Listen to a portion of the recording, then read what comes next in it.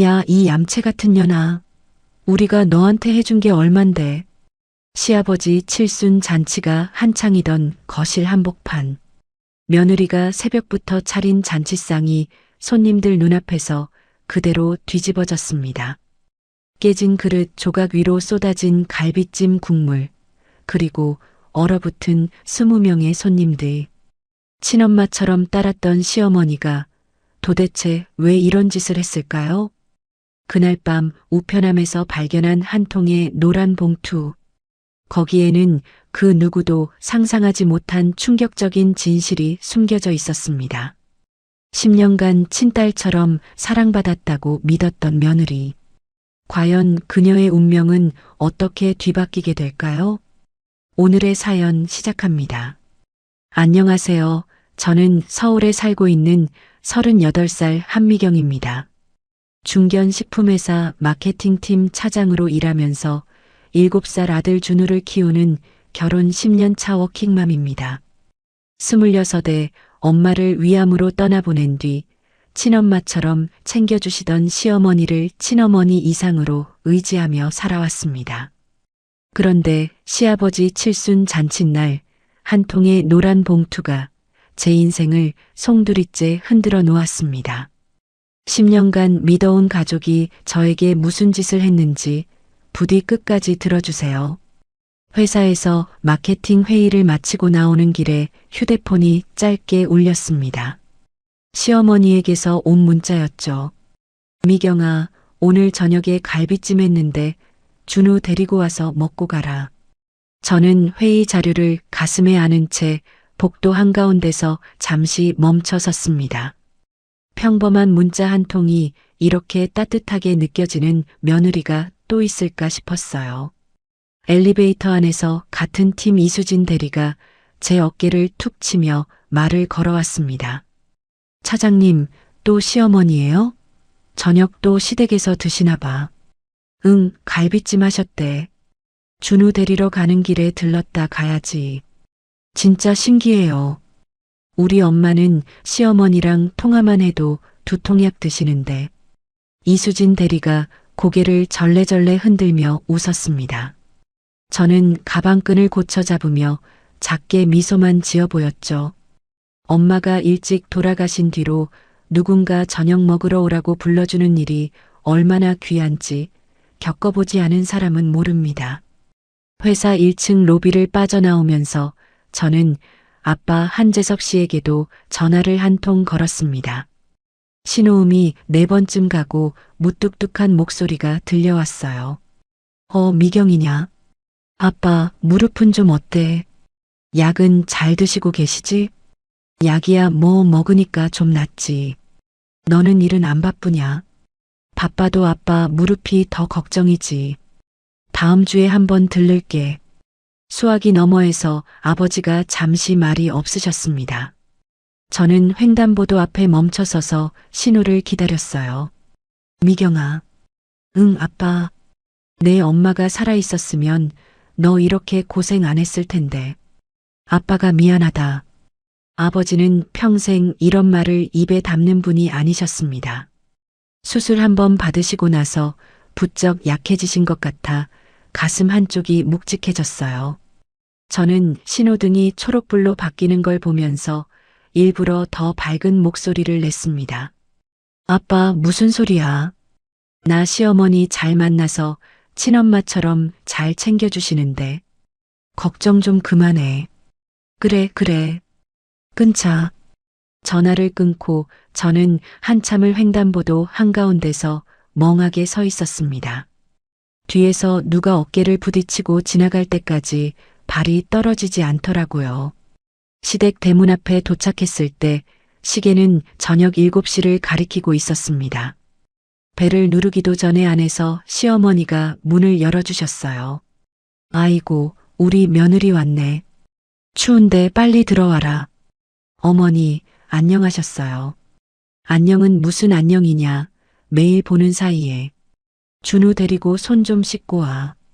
거실에는 시아버지께서 안방 문 쪽에 기대앉아 텔레비전을 보고 계셨습니다. 5년 전 쓰러지신 뒤로 한쪽 손을 잘 못 쓰시는데 저를 보시더니 천천히 고개를 끄덕여 보이셨어요. 아버님, 식사는 하셨어요? 응. 미경이 왔냐? 말씀이 어눌하셔도 저를 알아봐 주시는 그 눈빛이 늘 고마웠습니다. 부엌에서 시어머니가 앞치마를 두른 채로 갈비찜 냄비를 들고 나오시며 환하게 웃으셨어요. 미경아, 거기 앉아. 오늘은 네가 좋아하는 무 많이 넣었다. 어머니, 진짜 너무 자주 신세 지는 것 같아서 죄송해요. 신세는 무슨 신세야? 내가 너 안 챙기면 누가 챙기겠니? 친정엄마도 안 계신 애를. 시어머니께서 제 그릇에 갈비 한 점을 올려주시며 말씀하셨습니다. 저는 갈비를 입에 넣다 말고 코끝이 시큰해져서 고개를 숙였어요. 미경아, 왜 또 울려고 그래? 아니에요, 어머니. 그냥 맛있어서요. 이그, 별게 다 울려고 한다. 많이 먹어. 옆에서 7살 준우가 갈비를 두 손으로 들고 뜯고 있었습니다. 준우가 고기 양념이 묻은 입으로 저를 보며 활짝 웃었어요. 엄마, 할머니 갈비 진짜 맛있어. 준우야, 입 좀 닫고 먹어. 옷에 다 묻겠다. 할머니가 옷 더러워져도 괜찮대. 시어머니께서 준우의 머리를 쓰다듬으며 깔깔 웃으셨습니다.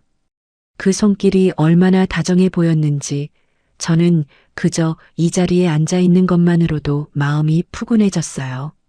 식사가 끝나갈 무렵 시누이가 현관문을 열고 들어왔습니다. 저보다 4살 위인 시누이는 동네에서 사무직으로 일하고 있었죠. 엄마, 나왔어. 어머, 올케도 와 있었네. 형님, 안녕하세요. 올케, 오늘도 야근 안 했어? 회사 일은 좀 어때? 시누이가 식탁에 앉으면서 제 손등을 가볍게 두드렸습니다. 저는 늘 그랬듯이 살갑게 웃으며 대답했어요. 바쁘긴 한데 그래도 어머니가 준우 봐주셔서 살아요. 엄마가 우리 올케는 친딸처럼 챙기잖아. 그치, 엄마. 그럼 친딸이지. 미경이가 나한텐 딸이지. 시어머니께서 그렇게 말씀하시면서 시누이와 살짝 눈을 맞추셨습니다. 그때 두 사람 사이에 오간 미묘한 시선을 저는 그저 모녀 사이의 자연스러운 교감이라고만 여겼어요. 저녁상을 다 치우고 거실에 앉아 차를 마시는데 시어머니께서 갑자기 무언가 떠올랐다는 듯 손뼉을 치셨습니다. 미경아, 그러고 보니까 너희 아버지 칠순이 곧 아니냐? 네, 어머니. 다음 달이에요. 무릎 수술도 하시고 고생 많으셨는데 뭐 좀 해드려야 하는 거 아니야? 저는 손에 든 찻잔을 만지작거리다가 조심스럽게 입을 열었습니다. 사실은요, 어머니. 제가 보너스 받은 거랑 적금 깬 거 합쳐서 아버지 일본 온천 여행 보내드리려고요. 어머나, 잘 생각했다. 효도해 드려야지. 시어머니께서 정말 진심으로 기뻐하시는 표정으로 제 손을 잡으셨습니다. 옆에 있던 시누이도 환하게 웃으며 거들었어요.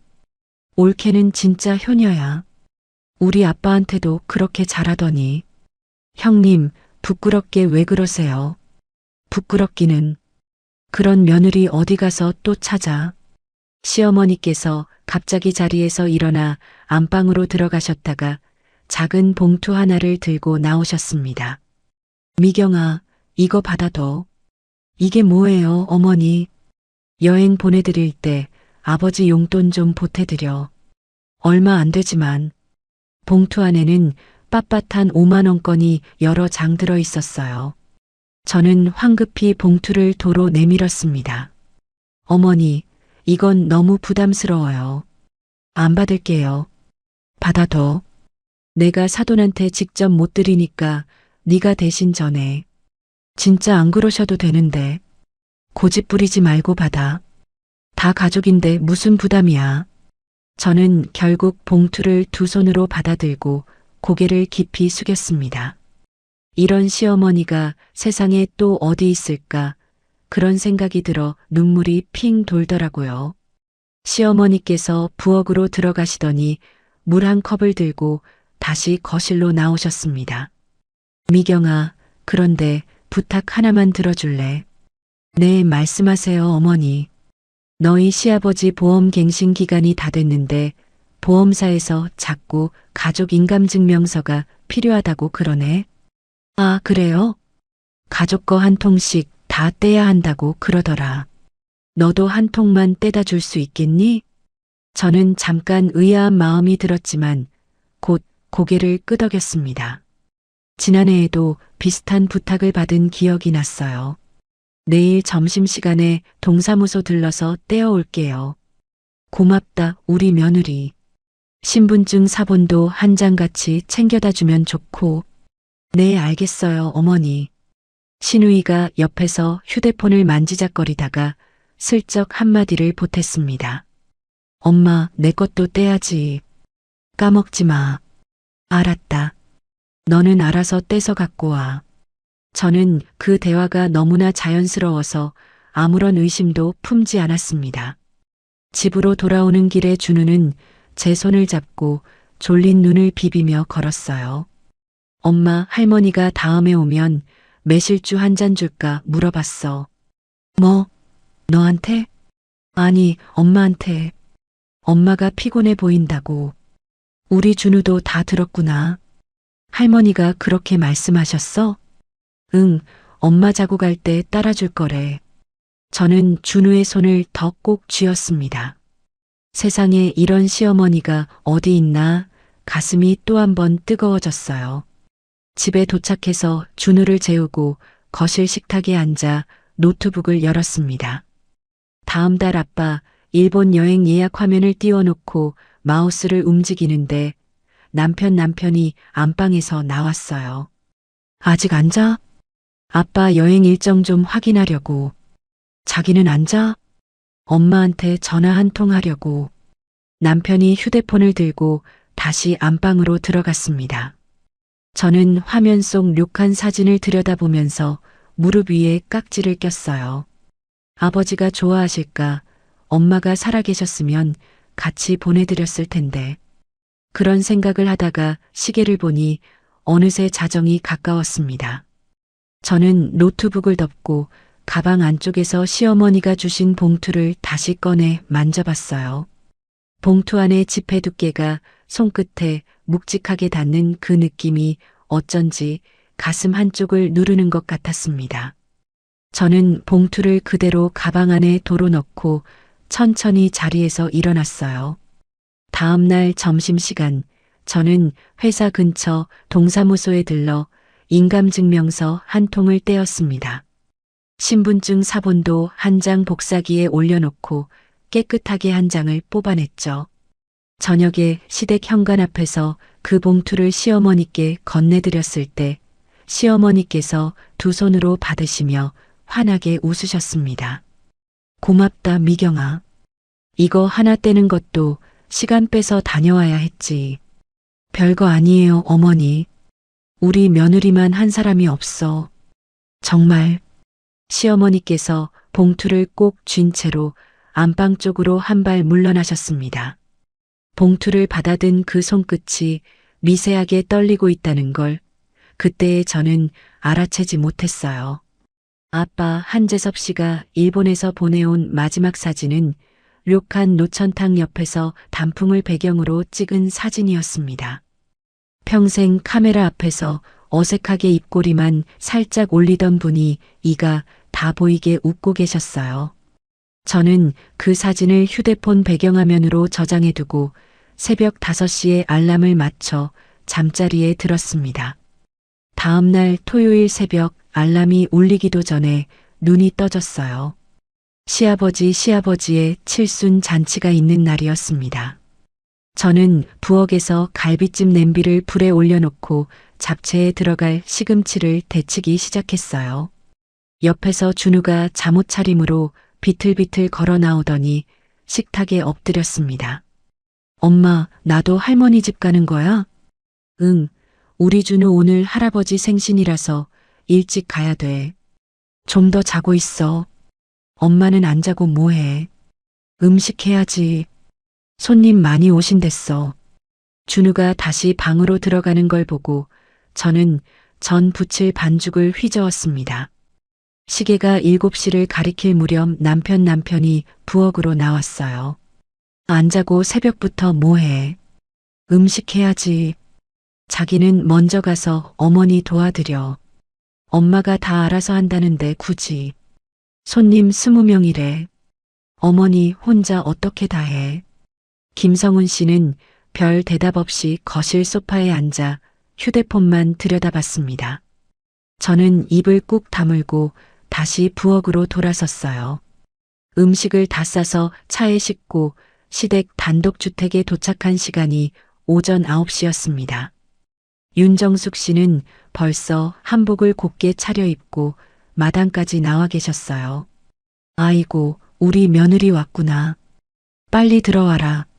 어머니, 한복 너무 잘 어울리세요. 이그, 늙은이가 한복은 무슨 한복이야. 시어머니께서 손사래를 치시면서도 입꼬리가 잔뜩 올라가 계셨습니다. 저는 음식통을 양손에 들고 거실로 들어섰어요. 식탁 위로 음식을 하나씩 풀어놓는데 시어머니께서 옆에 바짝 붙어서서 들여다보셨습니다. 갈비찜 색깔 좀 봐라. 우리 며느리 솜씨가 보통이 아니지. 어머니가 알려주신 대로 한 거예요. 내가 알려준 거 다 잊어버리는 사람도 많아. 너 같은 며느리 어디 가서 또 만나. 시어머니께서 제 등을 2번 토닥이셨어요. 저는 그 손길에 마음이 풀려 잠시 허리를 펴고 미소를 지었습니다. 오전 11시가 가까워지자 친척들이 하나둘 들어오기 시작했어요. 작은아버님 내외, 큰고모님, 동네에서 오래 알고 지낸 어르신들까지 거실이 금세 사람들로 가득 찼습니다. 윤정숙 씨는 거실 한가운데 앉으셔서 들어오는 사람마다 손을 붙잡고 자랑을 늘어놓으셨어요. 오늘 음식 다 우리 미경이가 한 거야. 새벽 5시부터 일어났대. 어머나, 며느리가 정말 효부네. 내가 그래서 친딸이라고 그러잖아. 친딸이지, 친딸. 큰고모님이 제 손을 잡고 위아래로 흔드셨습니다. 미경이가 그렇게 부지런하다며. 회사도 다니면서 어떻게 이걸 다 해? 고모님 별거 아니에요. 별거 아니긴. 우리 정숙이가 며느리 복은 진짜 타고났어.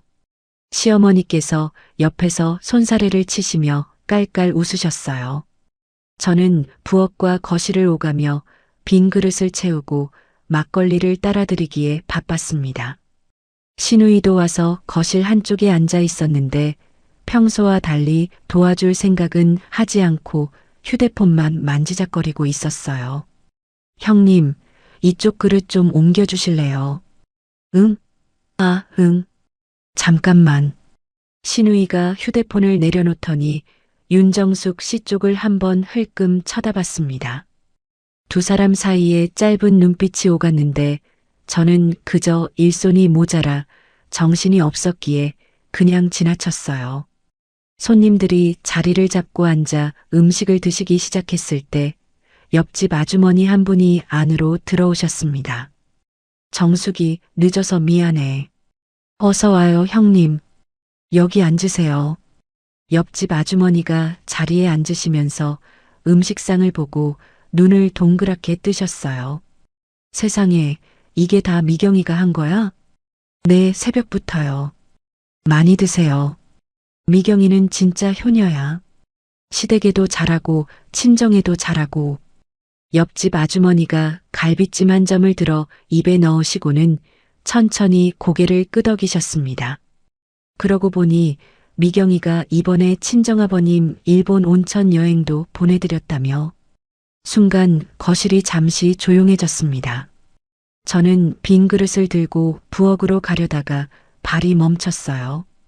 옆집 아주머니가 윤정숙 씨를 보면서 환하게 웃으며 계속 말씀하셨습니다. 칠순이라고 일본까지 보내드렸다지 뭐야. 우리 동네에 이런 효녀가 또 어디 있어. 아, 그랬어요? 시어머니께서 천천히 고개를 돌리면서 저를 쳐다보셨어요. 웃고 있던 얼굴이 한순간에 굳어지는 게 보였습니다. 저는 영문을 모른 채 빈 그릇을 양손에 든 채로 그 자리에 서 있었어요. 미경아, 내 어머니, 이리 와봐라. 윤정숙 씨의 목소리가 평소와 달랐습니다. 낮고 묵직한 그 목소리에 거실 안이 조용해졌어요. 저는 그릇을 식탁에 내려놓고 시어머니 앞으로 다가갔습니다. 시어머니께서 손에 들고 있던 젓가락을 식탁 위에 천천히 내려놓으셨어요. 내 아빠 일본 여행 보내드렸다고? 내 어머니. 지난번에 말씀드렸잖아요. 내가 들었던 게 그거였어? 내 어머니. 보너스랑 적금 깬 거 합쳐서요. 시어머니께서 천천히 자리에서 일어나셨습니다. 손님들이 무슨 일인가 싶어 음식을 들던 손을 멈추고 윤정숙 씨를 쳐다봤어요. 저는 시어머니께서 손님들 앞에서 며느리 자랑이라도 한 번 더 하시려나 싶어 어색하게 미소를 지었습니다. 그런데 다음 순간이었어요. 시어머니께서 식탁 한쪽 모서리를 양손으로 움켜쥐셨습니다. 어머니, 왜 그러세요? 이 얌체 같은 년. 시어머니께서 식탁을 그대로 들어 올려 옆으로 뒤집어 버리셨어요. 갈비찜 국물이 거실 바닥에 쏟아지고 떡 접시가 산산조각 나면서 깨진 그릇 조각이 사방으로 튀었습니다. 손님들이 비명을 지르며 자리에서 벌떡 일어났어요. 큰 고모님이 손에 든 막걸리 잔을 떨어뜨리는 소리가 들렸습니다. 저는 그 자리에 굳은 채로 윤정숙 씨를 쳐다봤어요. 어머니, 어머니 왜 이러세요? 인연이 친정만 챙기고 시댁은 뒷전이야. 우리가 너한테 해준 게 얼만데.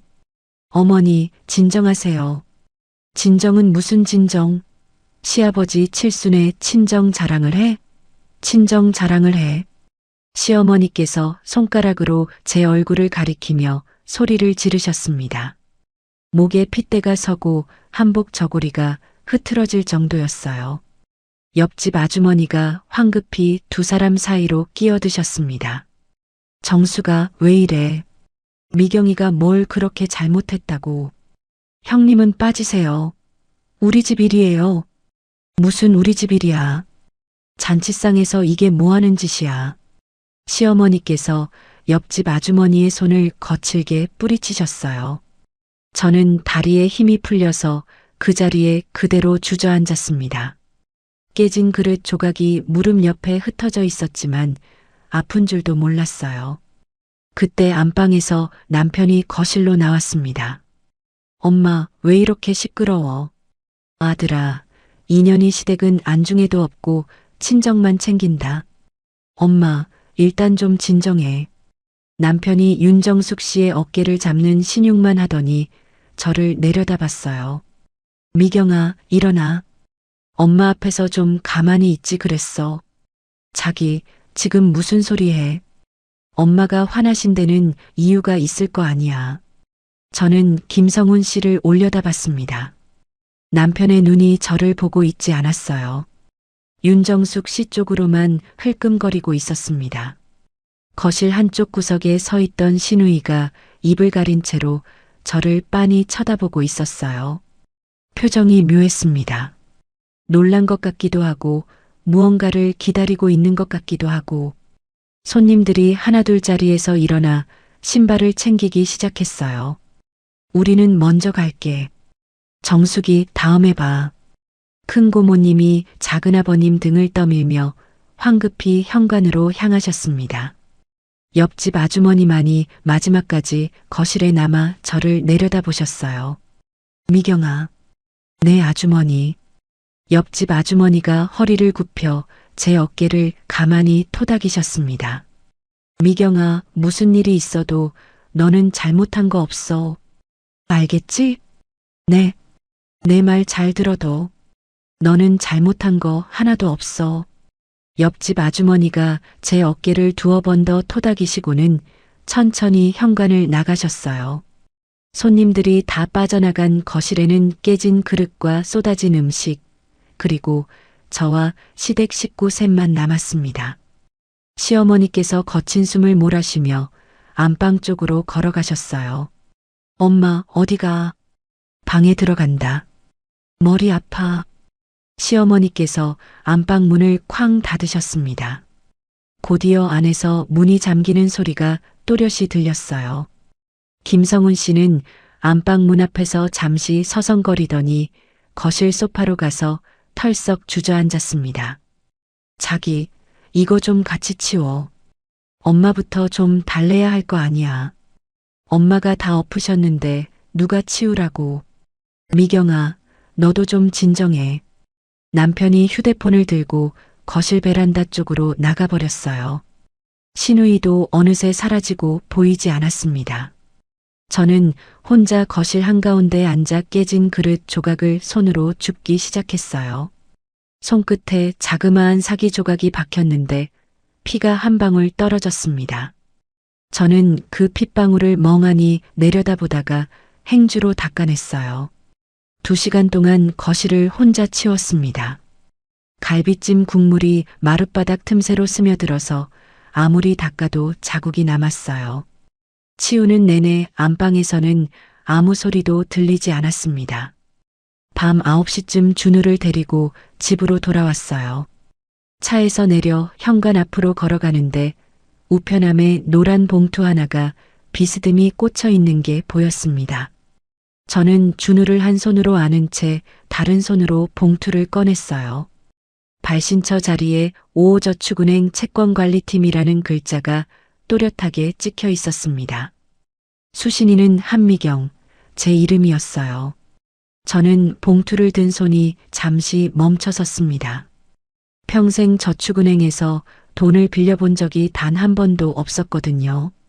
준우가 제 어깨에 머리를 기대며 칭얼거렸습니다. 엄마, 빨리 들어가자. 추워. 응, 우리 준우. 들어가자. 저는 봉투를 가방 안쪽에 집어넣고 현관 비밀번호를 눌렀어요. 문이 열리는 그 짧은 순간에도 가방 속 봉투의 무게가 묘하게 어깨를 잡아당기는 것 같았습니다. 준우를 씻겨서 침대에 눕히고 이불을 덮어주는 동안 가방 안의 봉투가 자꾸만 마음에 걸렸습니다. 준우가 잠들 때까지 머리맡에 앉아 등을 토닥이는데 손에 자꾸 힘이 들어갔어요. 준우가 새근새근 잠든 걸 확인하고 거실로 나왔습니다. 시계는 밤 11시를 가리키고 있었어요. 저는 식탁 의자에 앉아 가방에서 노란 봉투를 꺼냈습니다. 봉투 모서리를 한참 만지작거리다가 가위로 윗부분을 잘랐어요. 안에서 종이가 2장 나왔습니다. 종이를 펼치는데 손이 떨려서 한번 떨어뜨렸어요. 다시 주워서 식탁 위에 올려놓고 천천히 읽어 내려갔습니다. 채무자 한미경, 대출원금 8,500만 원, 연체기간 3개월. 저는 그 글자들을 3번이나 다시 읽었어요. 읽을 때마다 글자가 같은 자리에 있는데도 자꾸만 흐릿하게 보였습니다. 거실 시계 초침 소리가 유난히 크게 들렸어요. 식탁 의자에서 일어나려는데 다리가 후들거렸습니다. 부엌으로 가서 물을 한 잔 따라 마시고 다시 식탁으로 돌아왔어요. 종이는 그대로였습니다. 8,500만 원이라는 숫자가 그대로 적혀 있었어요. 저는 휴대폰을 꺼내 신용정보 조회 사이트에 접속했습니다. 평생 한 번도 들여다본 적 없는 화면이었어요. 본인 인증을 마치고 조회 버튼을 누르는데 손가락이 미끄러져 2번이나 다시 눌렀습니다. 화면이 열리는데 5초가 걸렸어요. 그 5초가 평생만큼 길게 느껴졌습니다. 화면이 뜨는 순간 저는 휴대폰을 식탁 위에 떨어뜨릴 뻔했어요. 5호저축은행 8,500만 원, AA캐피탈 6천만 원, 비비카드 카드론 4천만 원, CC저축은행 5천만 원. 그 아래로 알 수 없는 대부업체 이름들이 줄줄이 적혀 있었습니다. 전부 합치면 2억 8천만 원이었어요. 저는 식탁에 양손을 짚고 고개를 숙였습니다. 숨이 잘 안 쉬어졌어요. 가슴 한복판이 누가 손으로 꽉 움켜쥔 것 같았습니다. 휴대폰 화면을 다시 들여다보며 대출 실행 날짜를 하나씩 확인했어요. 작년 3월 15일, 작년 6월 22일, 작년 9월 8일, 올해 1월 11일.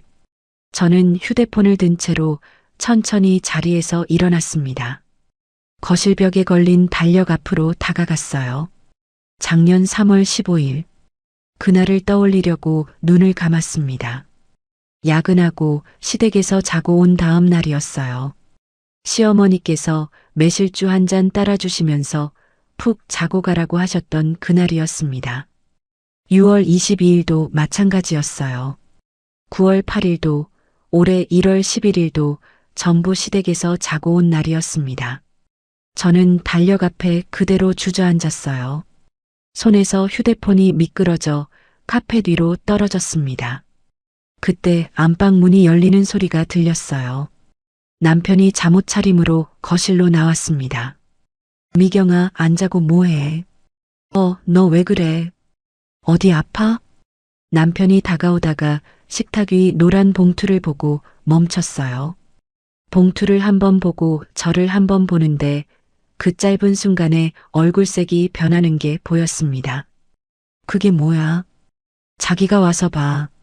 저는 카페 뒤에서 천천히 일어났어요. 남편이 식탁으로 다가와 종이를 집어들었습니다. 종이를 읽는 김성훈 씨의 손가락이 미세하게 떨렸어요. 자기, 이거 알고 있었어? 미경아, 이게 뭔데? 내가 묻고 있잖아. 알고 있었냐고. 내가 이걸 어떻게 알아? 처음 봐. 남편이 종이를 식탁 위에 내려놓는데 종이가 살짝 구겨졌어요. 저는 휴대폰을 다시 집어들고 신용정보 화면을 김성훈 씨 앞에 들이밀었습니다. 이것도 봐. 미경아, 2억 8천만 원이야. 자기 알고 있었지. 내가 어떻게 알아? 진짜 처음 본다고. 남편이 휴대폰 화면을 보더니 한 발 뒤로 물러섰어요. 저는 그 표정을 똑똑히 봤습니다. 놀란 표정이 아니었어요. 들킨 표정이었습니다. 자기, 나 똑바로 봐. 미경아, 일단 좀 진정해. 진정하라고? 진정? 내일 아침에 차분히 얘기하자. 응? 자기 지금 어디가? 남편이 천천히 안방 쪽으로 발걸음을 옮겼어요.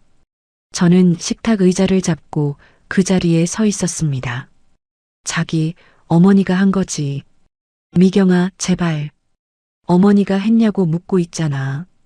남편이 안방 문 앞에서 잠시 멈췄어요. 뒤도 돌아보지 않고 그대로 안방으로 들어가 문을 닫았습니다. 문이 닫히는 소리가 둔탁하게 들렸어요. 저는 식탁 의자에 다시 주저앉았습니다. 거실 천장의 등이 유난히 노랗게 보였어요. 새벽 1시가 다 되어갈 무렵 저는 노트북을 켰습니다.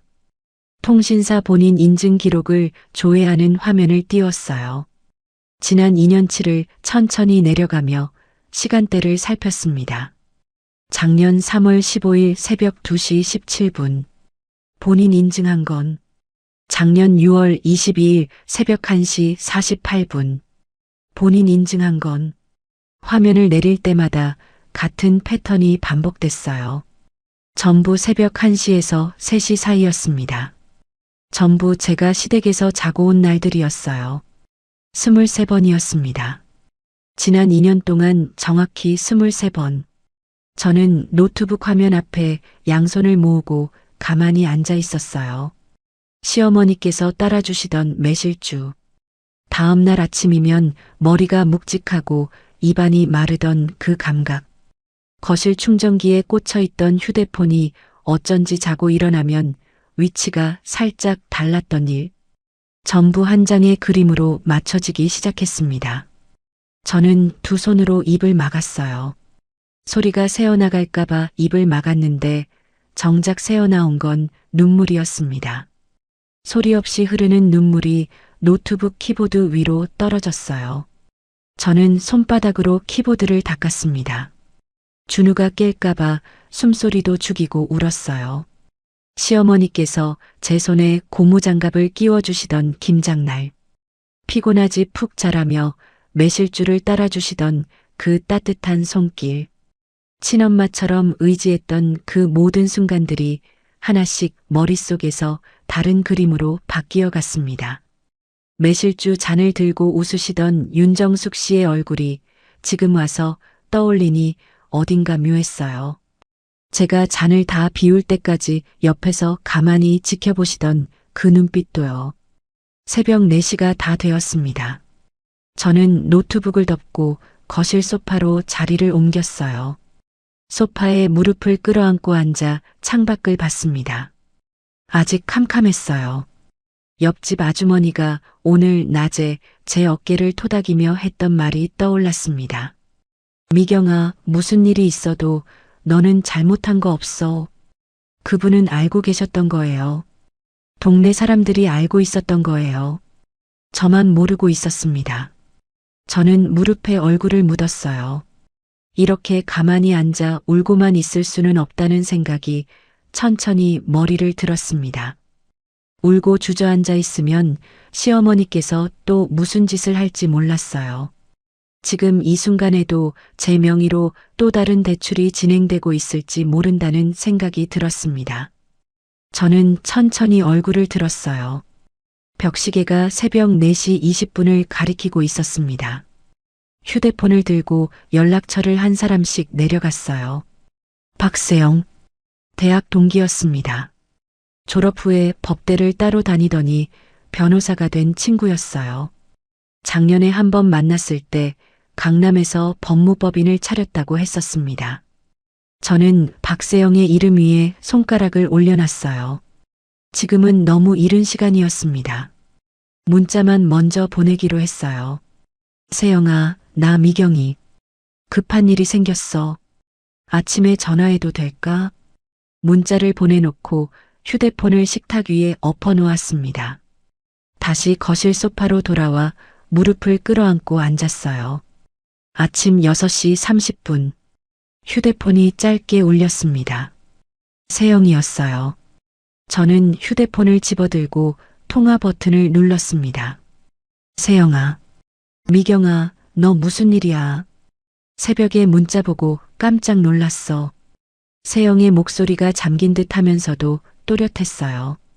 저는 입을 열려는데 목이 막혀서 한참을 말을 못했습니다. 미경아, 천천히 말해. 무슨 일인지. 세영아, 나 좀 살려줘. 무슨 소리야? 어디 다쳤어? 다친 게 아니라 나 명의로 빚이 2억이 넘어. 내가 안 빌렸는데. 수화기 너머에서 세영이 잠시 말이 없었어요.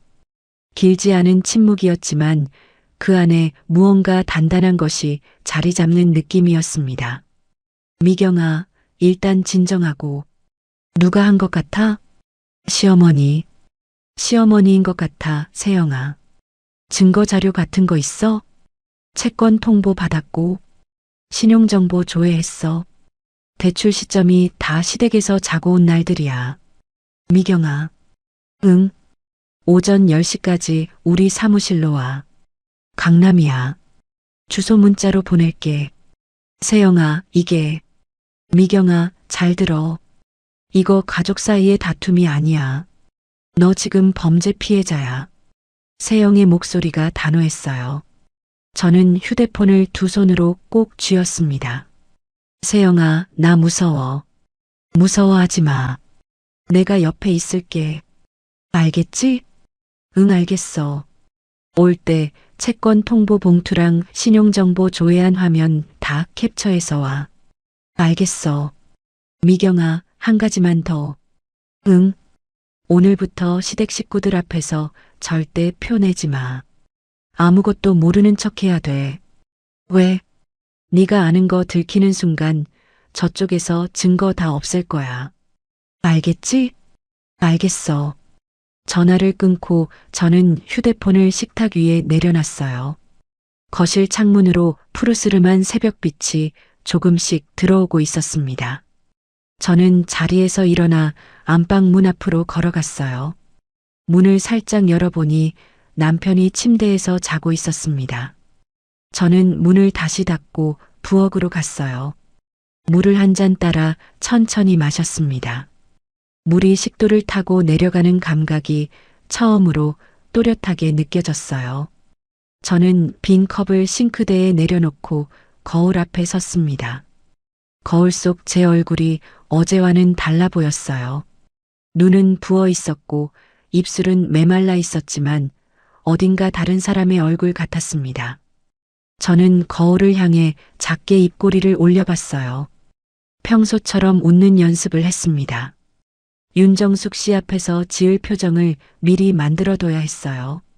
거울 속에 저는 어색하게 웃고 있었지만 그 어색함마저 곧 익숙해질 거라는 걸 알았습니다. 오전 10시 정각에 강남의 법무법인 건물 앞에 도착했습니다. 20층 건물 로비를 지나 엘리베이터를 타고 12층 버튼을 눌렀어요. 엘리베이터 안거울에 비친 제 얼굴을 보고 다시 한번 표정을 가다듬었습니다. 12층에 내리니 유리문 너머로 박세영이 마중 나와 있었어요. 미경아, 어서 와. 세영아. 박세영이 제 어깨를 살짝 안아주고는 응접실로 안내했습니다. 작은 회의실에 마주 앉자 박세영이 따뜻한 차 한 잔을 제 앞에 내려놨어요. 일단 차 한 모금 마셔. 손 떨고 있잖아. 세영아, 나 어떻게 해야 돼? 천천히. 가져온 자료부터 보자. 저는 가방에서 채권 통보서와 어젯밤 캡처해 온 자료들을 꺼냈습니다. 박세영이 노트북을 열고 자료를 하나씩 검토하기 시작했어요. 자료를 들여다보는 박세영의 얼굴이 점점 굳어졌습니다. 미경아. 응. 이거 진짜 심각하다. 세영아, 나 어떻게 되는 거야? 이 돈 내가 다 갚아야 돼? 미경아, 잘 들어. 박세영이 노트북에서 시선을 떼고 저를 정면으로 바라봤어요. 너 이 돈 한 푼도 안 갚아. 진짜? 진짜. 이건 명예도용이야. 사문서 위조의 사기야. 근데 시어머니잖아. 가족인데. 미경아, 그게 함정이야. 가족이라고 봐주는 법 없어. 박세영이 책상 서랍에서 종이 한 장을 꺼내 제 앞에 놨습니다. 이거 작년 8월에 나온 대법원 판결이야. 이게 뭔데? 비대면 대출에서 은행이 본인 확인을 제대로 안 했으면 그 대출 자체가 무효라는 거야. 박세영이 형광펜으로 그어놓은 부분을 손가락으로 짚었어요. 무효라는 게 무슨 뜻이야? 네가 안 빌린 거니까 처음부터 없었던 일이 된다는 뜻이야. 진짜로? 진짜로. 저는 그 종이를 한참 들여다봤습니다. 글자들이 흐릿하게 보였다가 다시 또렷해졌어요. 세영아, 그러면 시어머니는 어떻게 돼? 형사처벌 받아. 가족이어도? 가족이어도. 사기죄랑 사문서 위조는 가족이라고 봐주는 조항이 적용 안 돼. 박세영의 말투가 단호했어요. 저는 두 손으로 찻잔을 감쌌습니다. 찻잔의 온기가 손바닥에 전해지는데도 손끝이 자꾸만 차가워졌어요. 세영아, 사실 나 시어머니 처벌받게 하고 싶지 않아. 미경아, 그냥 돈만 무효로 만들고 조용히 정리하면 안 될까? 박세영이 노트북을 덮고 의자를 제 쪽으로 돌렸어요. 미경아, 내 말 잘 들어. 응. 네가 지금 마음 약하게 먹으면 저쪽에서 또 한다. 또. 무조건 또 해. 왜? 한 번 성공했잖아. 들켰는데도 네가 봐줬다? 그러면 저쪽은 학습해. 박세영이 의자를 더 가까이 끌어당겼습니다. 미경아, 너 시댁에서 자고 온 날이 23번이라고 했지. 응.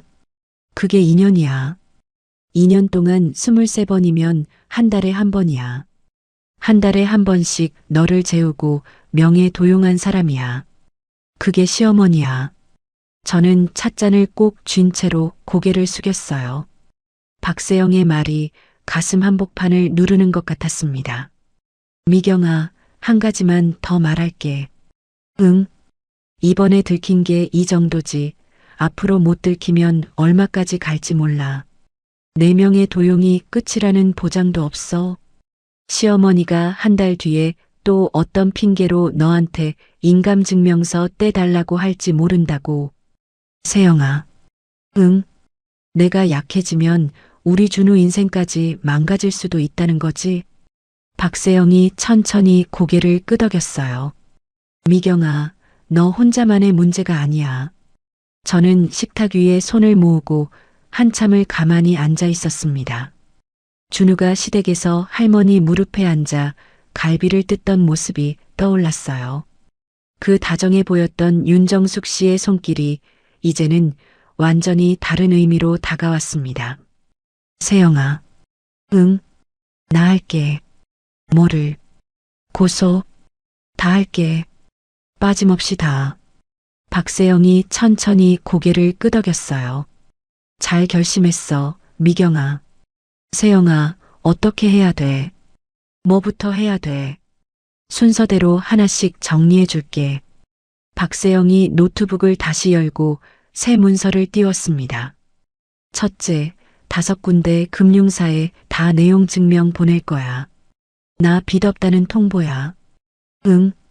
둘째, 경찰서 사이버 수사대에 명예 도용 고소 접수. 응. 셋째, 시댁 식구들 대화 녹음. 녹음? 그래. 증거가 있어야 돼. 네가 몰래 녹음하는 거 법적으로 문제 없어. 넷째는? 넷째, 시어머니 돈이 어디로 흘러갔는지 추적. 도박이든 사채든 뭔가 있을 거야. 다섯째는? 다섯째, 공범 찾기. 시어머니 혼자 했을 리 없어. 저는 노트북 화면을 들여다봤어요. 박세영이 한 줄씩 깔끔하게 정리하는 글자들을 따라가는데 머릿속이 조금씩 맑아졌습니다. 세영아, 녹음은 어떻게 해? 초소형 녹음기 인터넷으로 사. 펜처럼 생긴 거, 시계처럼 생긴 거 있어. 알겠어. 한 가지 더. 응. 음료 검사지도 사. 검사지? 수면 성분 들어있는지 확인할 수 있는 종이야. 약국에서 안 팔아. 인터넷으로 사. 저는 박세영을 쳐다봤어요. 세영아, 그러니까 매실주에 뭐가 들어있었을 거라는 거야? 미경아, 한 달에 한 번씩 새벽에 본인 인증이 들어갔어. 네가 자고 있는 동안에. 네가 그냥 잠든 것 같아? 저는 의자 등받이에 천천히 몸을 기댔습니다. 매실주 잔을 따라주시던 윤정숙 씨의 손이 떠올랐어요. 피곤할 텐데 한 잔 마시고 푹 자라. 매번 같은 말이었습니다. 매번 잔이 비워질 때까지 옆에서 지켜보셨어요. 세영아. 응. 녹음기랑 검사지 오늘 바로 주문할게. 내일 새벽 배송으로 받아. 토요일에 시댁 가서 자고 와야 결정적 증거 잡혀. 토요일? 한 달에 한 번 패턴이라고 했지.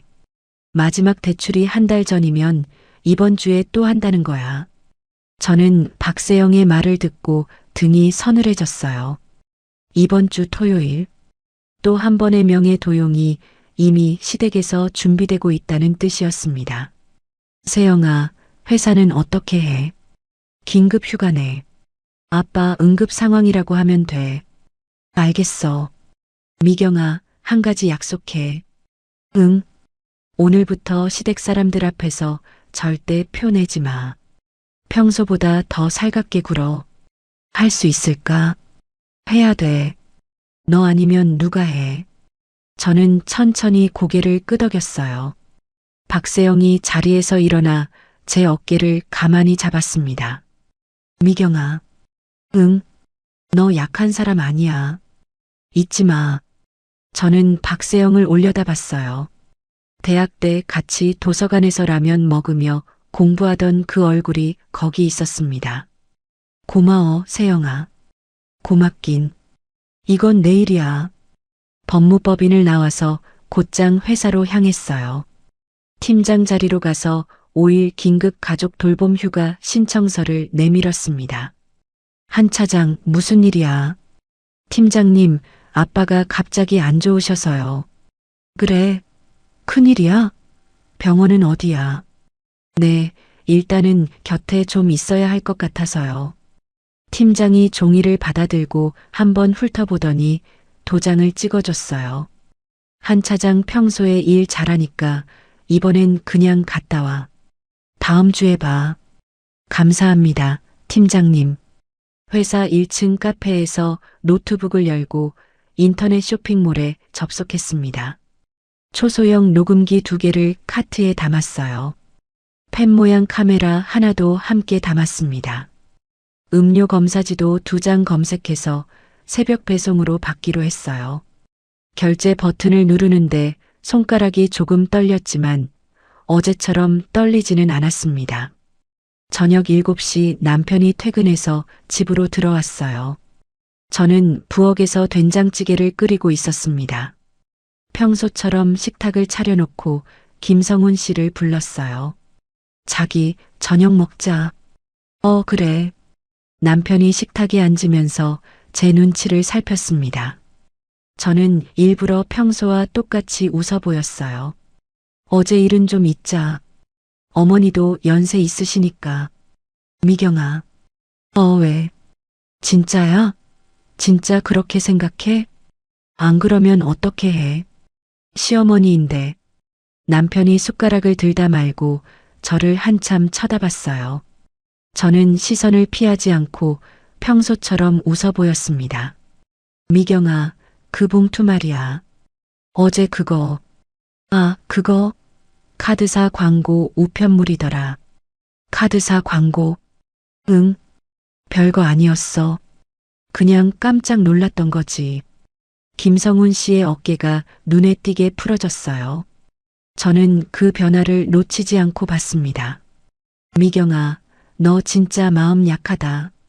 그깟 광고 우편물에 그렇게 놀라고. 그러게.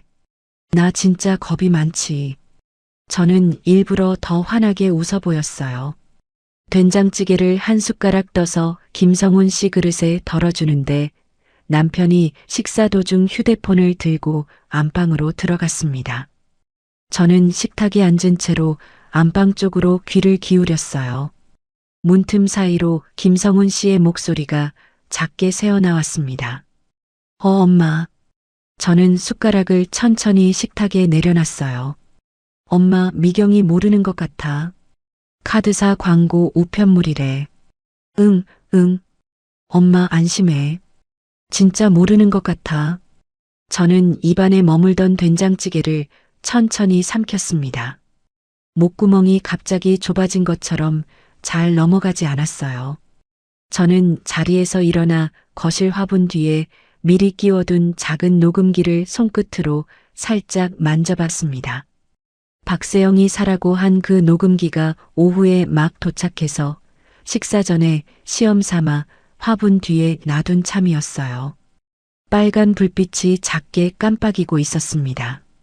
안방에서 김성훈 씨의 목소리가 계속 들렸어요.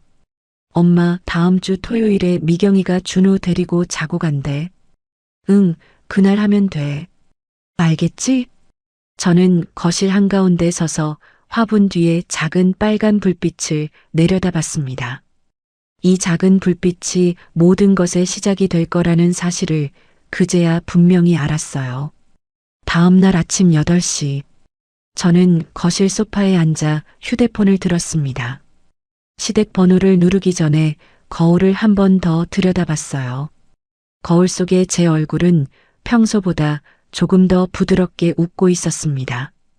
통화 버튼을 눌렀어요. 신호음이 2번 가기도 전에 시어머니께서 받았습니다. 여보세요. 어머니, 저예요. 미경아. 윤정숙 씨의 목소리가 조심스러웠어요. 저는 일부러 더 작고 가라앉은 목소리를 냈습니다. 어머니, 어제는 죄송했어요. 어머니가 화내실 만했어요. 제가 생각이 짧았어요. 수화기 너머에서 시어머니께서 잠시 침묵하셨어요. 저는 그 침묵 동안 한 손으로 거실 화분 뒤의 녹음기를 확인했습니다. 빨간 불빛이 또렷하게 켜져 있었어요. 미경아, 너도 이제 정신 좀 차렸구나. 네, 어머니. 내가 어제 좀 심했다. 손님들 앞에서 그러는 게 아니었는데. 아니에요, 어머니. 다 제가 부족해서 그래요. 그래, 며느리가 그런 마음이라야지. 윤정숙 씨의 목소리가 처음보다 한결 풀어졌어요. 저는 입꼬리를 한 번 더 올리고 말을 이었습니다. 어머니, 오늘 오후에 준우 데리고 잠깐 들를게요. 오늘? 네, 화과자 한 상자 사들고 갈게요. 아버님도 뵙고 싶고요. 그래라. 와라. 어머니, 그리고요. 응. 다음 주 토요일에 준우 데리고 자고 갈게요. 영감님 병원도 같이 가드려야죠. 수화기 너머에서 시어머니께서 살짝 숨을 들이마시는 소리가 들렸어요. 저는 그 소리를 똑똑히 들었습니다. 그래, 와라. 우리 며느리가 와야지. 네, 어머니. 이따 뵐게요. 전화를 끊고 저는 휴대폰을 식탁 위에 내려놨어요. 손바닥에 땀이 살짝 배어 있었습니다.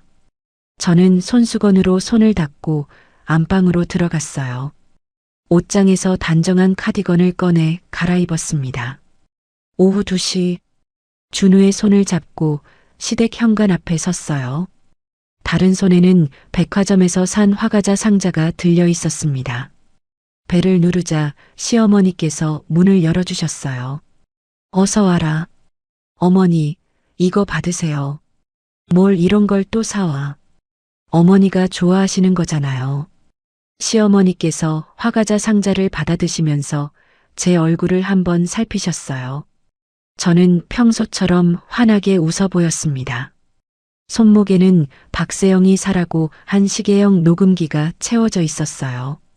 거실 안쪽으로 들어가니 시아버지께서 안방 입구에 앉아 계셨습니다. 아버님, 안녕하셨어요. 미경이 왔구나. 시아버지가 떨리는 손으로 제 손등을 살짝 만져주셨어요. 저는 시아버지의 손을 마주 잡고 잠시 가만히 있었습니다. 이분만은 정말 아무것도 모르신다는 게 손끝의 떨림에서 느껴졌어요. 준우가 거실 한쪽 장난감 상자로 달려갔습니다.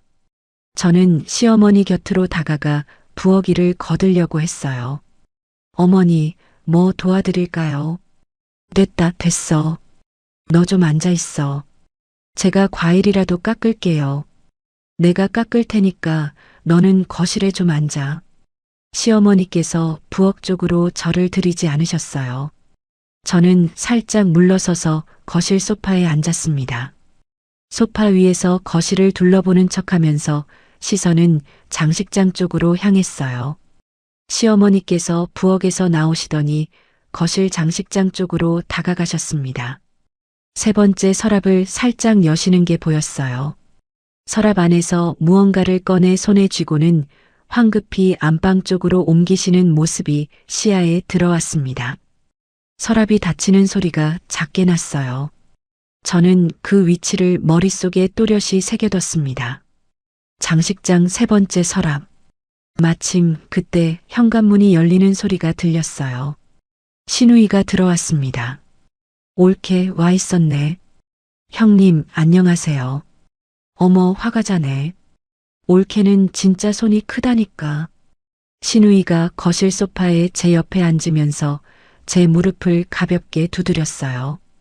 저는 신우이를 향해 웃어 보였습니다. 형님, 어제는 어머니가 너무 흥분하셔서 제가 정신이 없었어요. 올케, 어머니 마음 너무 두지 마. 어머니가 워낙 정 많으신 분이라 서운하셨던 거지. 네, 형님. 저도 어머니께 사과드렸어요. 그래. 잘했어. 신우이가 환하게 웃으면서 부엌 쪽으로 시선을 한번 보냈어요. 시어머니께서 과일 접시를 들고 거실로 나오시는 참이었습니다. 두 사람의 눈이 잠깐 마주쳤어요. 저는 그 짧은 시선 교환을 놓치지 않고 봤습니다. 미경아, 사과 좀 먹어라. 네, 어머니. 우리 며느리가 어제 마음고생 많이 했지. 아니에요, 어머니. 다 잊었어요. 저는 사과 한 조각을 입에 넣었어요. 시어머니께서 옆에 앉으셔서 제 등을 토닥이시는데 그 손길이 어제와 똑같았습니다. 어제까지 따뜻하게만 느껴졌던 그 손길이 오늘은 어딘가 묵직하게 느껴졌어요. 어머니, 화장실 좀 다녀올게요. 그래라. 저는 자리에서 일어나 화장실 쪽으로 갔습니다. 화장실 문을 열었다가 일부러 닫지 않고 살짝 열어둔 채로 다시 거실 쪽으로 돌아 나왔어요. 거실로 향하는 복도 한가운데서 발걸음을 멈췄습니다. 거실 소파 쪽에서 신우이의 낮은 목소리가 들렸어요. 엄마, 다음 주 토요일이야? 응, 미경이가 자고 간다고 했어. 장 실장한테 연락은? 이따 저녁에 할 거다. 엄마, 이번이 진짜 마지막이야. 이번 달까지 입금 안 하면 윗선에서 직접 온대. 알았다. 이번이 마지막이야. 저는 복도 벽에 등을 살짝 기댔습니다. 손목에 시계형 녹음기가 잘 작동하고 있는지 손가락으로 한번 만져봤어요. 심장이 빠르게 뛰고 있었지만 표정은 평소처럼 유지했습니다. 저는 일부러 발소리를 살짝 내면서 거실로 돌아갔어요. 윤정숙 씨와 신우이가 동시에 입을 다물었습니다. 두 사람이 황급히 자세를 바꾸는 게 보였어요. 저는 아무것도 못 들은 척 소파에 다시 앉았습니다. 어머니, 저 이제 슬슬 가볼게요. 벌써? 네, 준우 저녁 먹여야 해서요. 토요일에 또 올게요. 그래, 와라. 토요일에. 시어머니께서 현관까지 따라 나오셨어요. 문 앞에서 한 번 더 제 어깨를 토닥이시며 말씀하셨습니다. 미경아, 어제 일은 다 잊자. 네, 어머니. 우리 가족이잖니. 네, 어머니. 저는 준우의 손을 잡고 시댁 마당을 빠져나왔어요. 대문 밖으로 한 발 나서는 순간 등 뒤로 가볍게 한기가 흘렀습니다. 집으로 돌아온 저는 곧장 노트북을 열고 녹음 파일을 박세영에게 전송했어요. 20분쯤 뒤 박세영에게서 전화가 걸려왔습니다. 미경아. 세영아. 파일 들었어. 빨간 표시에서 다시 보내줄게. 뭐가 들어있었어? 신우이가 장 실장 얘기하더라. 이번이 마지막이라고. 장 실장? 공범이야. 신우이 회사 통해서 알게 된 사채 브로커 같아. 저는 식탁 의자에 앉아 노트북 화면을 들여다봤어요. 박세영이 보내온 파일이 다시 도착해 있었습니다. 빨간 표시 부분을 다시 들었어요. 신우이의 낮은 목소리가 또렷이 들렸습니다. 장 실장한테 연락은? 이번이 진짜 마지막이야. 저는 그 부분을 3번 반복해서 들었어요. 다음 날 점심, 회사 근처 카페에서 박세영을 만났습니다. 박세영이 가방에서 종이 봉투 하나를 꺼내 식탁 위에 놨어요. 이거 뭐야? 흥신소에 의뢰한 결과 보고서. 흥신소? 합법적인 데야. 너희 신우이가 일하는 데가 동네 등록 대부업체야. 등록 대부업체? 등록은 됐는데 음성적으로 사채 브로커들이랑 연결되어 있다는 거지. 박세영이 종이를 한 장씩 넘기면서 손가락으로 짚었어요.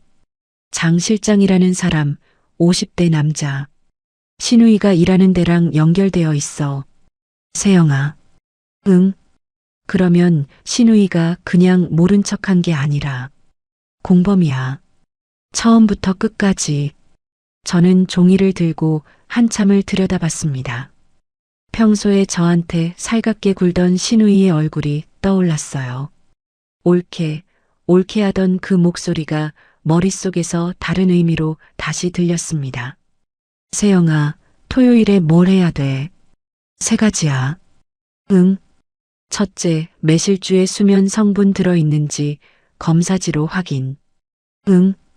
둘째, 잠든 척하면서 새벽에 무슨 일 벌어지는지 영상으로 찍기. 응. 셋째, 장식장 3번째 서랍 안에 뭐가 있는지 사진으로 남기기. 저는 박세영의 말을 머릿속에 새겼어요. 세영아, 만약에 매실주에 진짜 뭐가 들어있으면 한 모금도 마시지 마. 마시는 척만 해. 알겠어. 미경아, 또 한 가지. 응? 그 집 음식 아무것도 먹지 마. 음식도? 매실주에 넣을 수 있으면 음식에도 넣을 수 있어. 저는 박세영을 쳐다봤어요. 박세영의 얼굴이 단단했습니다. 세영아. 응? 나 사실 어제 시댁에서 사과 한 조각 먹었어. 미경아. 괜찮은 것 같아. 이번엔 안 넣었을 거야. 토요일에 한 번에 하려고. 저는 두 손으로 찻잔을 감쌌어요. 찻잔이 따뜻했지만 손바닥은 차가웠습니다. 세영아, 나 무서워. 무서워해도 돼. 근데 가야 돼. 응? 미경아, 너 혼자 가는 거 아니야. 무슨 말이야? 내가 토요일에 시댁 근처에서 대기할 거야. 차 안에서. 진짜? 진짜? 만약에 무슨 일 생기면 바로 들어갈게. 저는 박세영을 한참 쳐다봤어요. 대학 때 같이 도서관에서 라면 먹던 그 친구가 변호사가 되어서 제 옆에 있다는 게 새삼스럽게 느껴졌습니다. 세영아, 고마워. 미경아, 한 번만 더 말할게. 응? 너 약한 사람 아니야. 저는 천천히 고개를 끄덕였어요. 찻잔을 식탁에 내려놓는데 손이 더 이상 떨리지 않았습니다. 금요일 밤, 저는 가방을 식탁 위에 올려놓고 챙길 물건을 하나씩 점검했어요. 가방 안쪽 천에 펜 모양 카메라를 단단히 부착했습니다. 손목에는 시계형 녹음기를 채웠어요. 가방 안쪽 주머니에는 음료 검사지 2장을 종이에 싸서 넣었습니다. 박세영이 알려준 사용법을 다시 한번 머릿속으로 되짚었어요. 음료 한 방울만 떨어뜨리면 30초 안에 색이 변한다고 했습니다. 수면 성분이 들어있으면 보라색, 깨끗하면 노란색. 저는 가방 지퍼를 천천히 닫았어요. 거실 거울 앞에 다시 한번 섰습니다.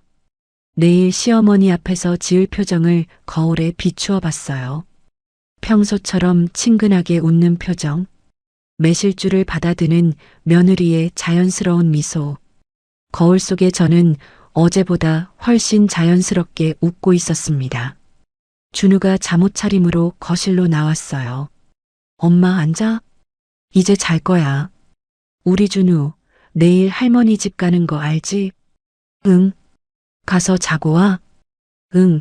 우리 준우 잘 잘 수 있지? 엄마는 옆에 있을 거지? 엄마는 옆방에 있을 거야. 우리 준우 자는 거 다 보고 있을 거야. 저는 준우를 안아 올려서 방으로 데려갔어요. 준우를 침대에 눕히고 이불을 덮어주는데 준우의 작은 손이 제 손가락을 꼭 잡았습니다. 엄마, 할머니 매실주 또 따라줄까? 저는 잠시 손을 멈췄어요. 준우야, 할머니가 매실주 얘기 또 했어? 응. 엄마 오면 한 잔 따라준다고 했어. 그래. 저는 준우의 이마를 가만히 쓸어내렸습니다. 준우야, 엄마가 내일은 그거 안 마실 거야. 왜? 엄마 술 안 좋아하잖아. 근데 할머니 집에서는 마셨잖아. 응. 근데 내일은 안 마실 거야. 준우가 고개를 끄덕이더니 눈을 감았어요. 저는 준우가 잠들 때까지 그 옆에 앉아 있었습니다. 거실 시계가 자정을 알렸을 때 저는 천천히 자리에서 일어났어요.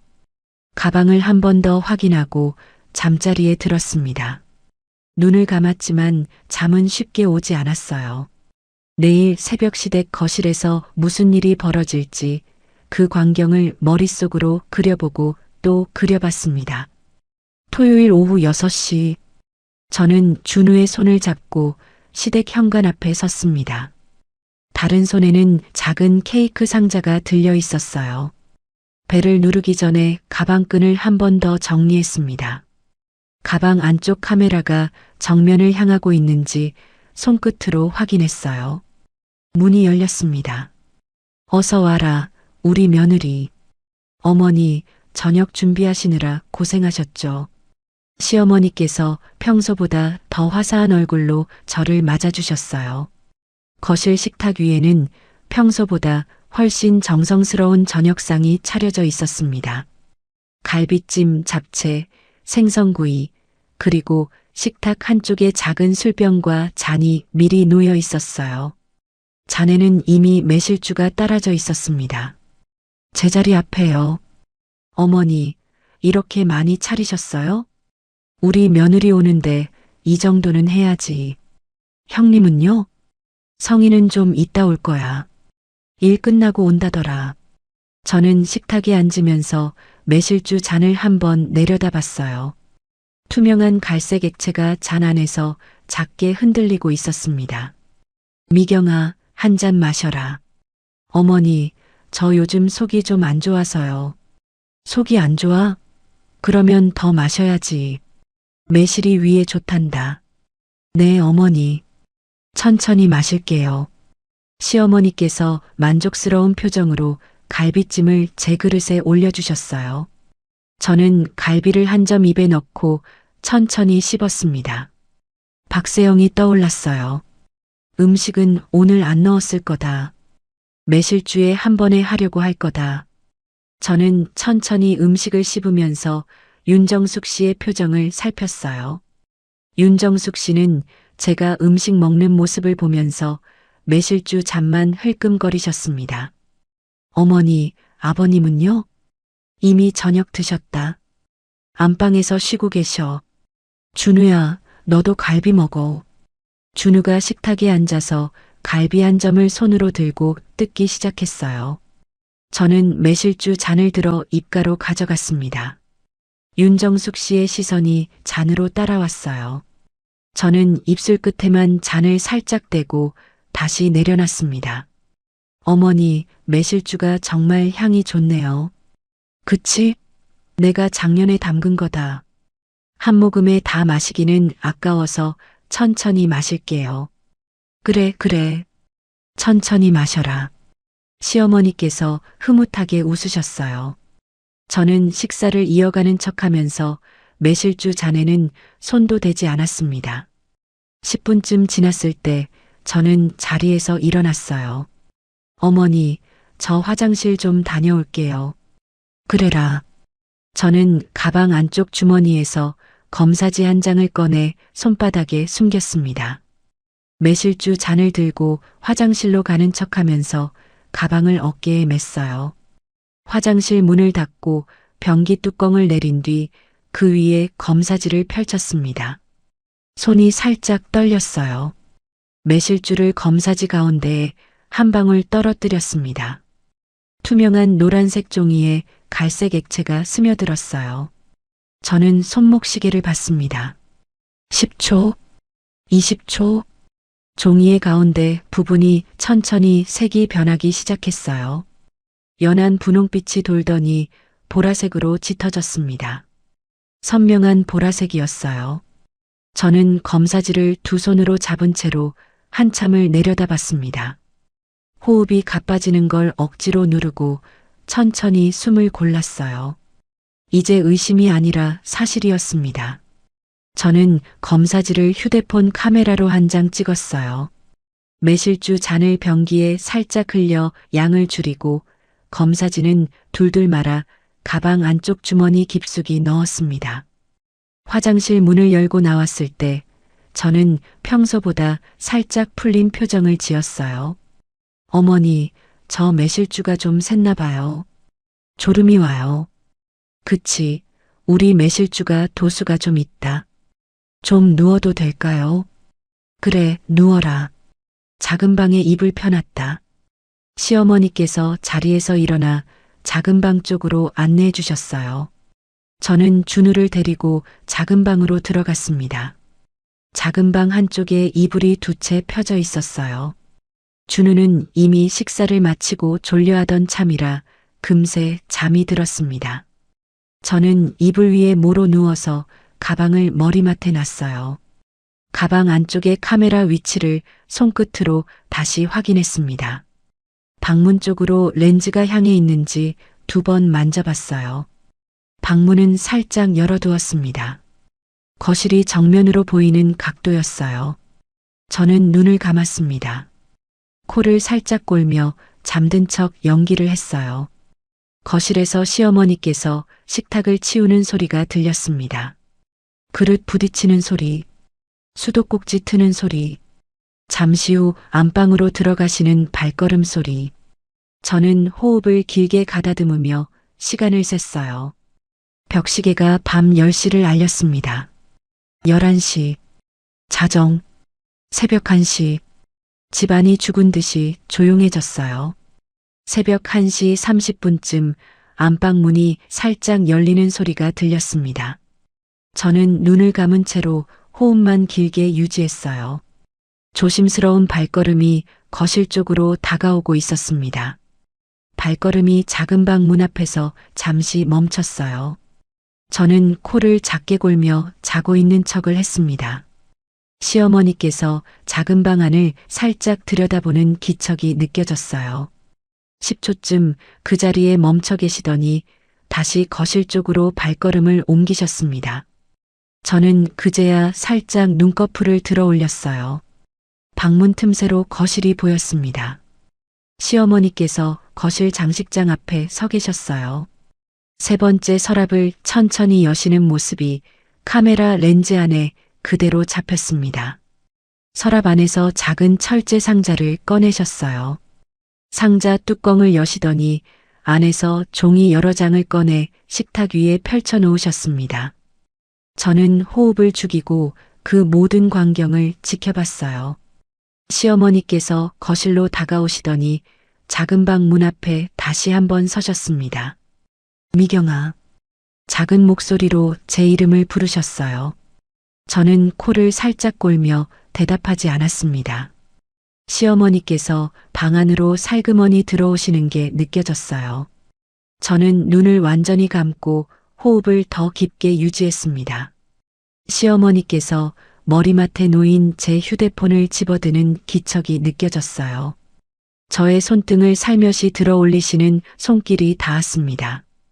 엄지손가락을 휴대폰 지문 인식 센서에 갖다 대시는 게 느껴졌어요. 휴대폰이 짧게 진동했습니다. 잠금이 풀린 거예요. 저는 손가락에 힘을 빼고 그대로 잠든 척을 했습니다. 시어머니께서 휴대폰을 들고 방을 나가시는 소리가 들렸어요. 거실 식탁 의자가 끌리는 소리, 휴대폰 화면을 두드리는 손가락 소리.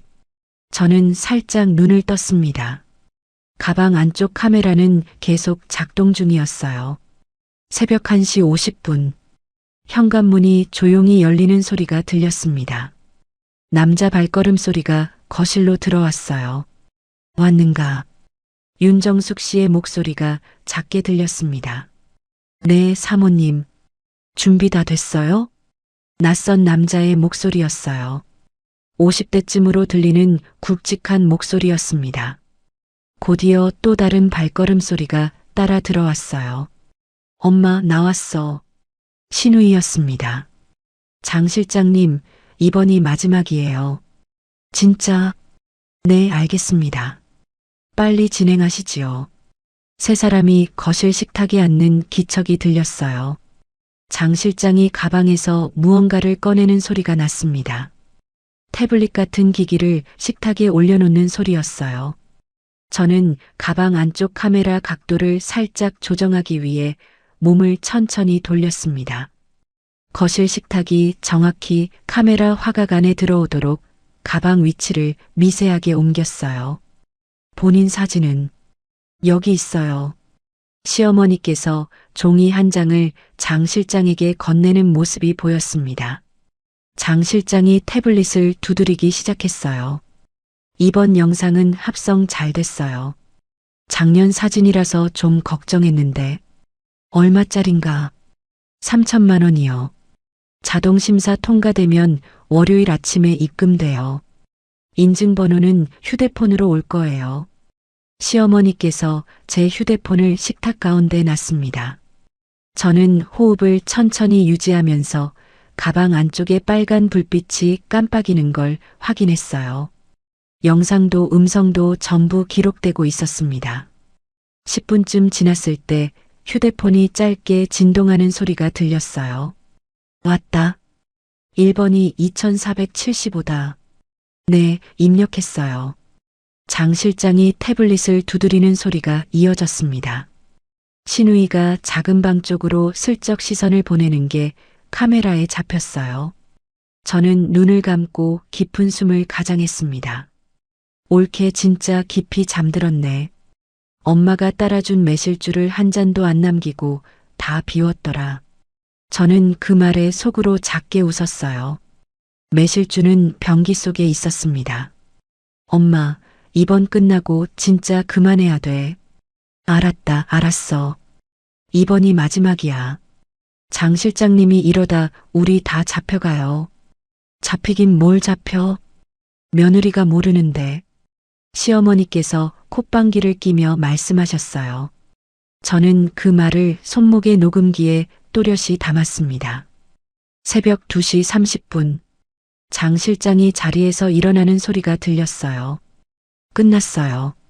월요일 아침에 입금 확인되면 바로 연락드리죠.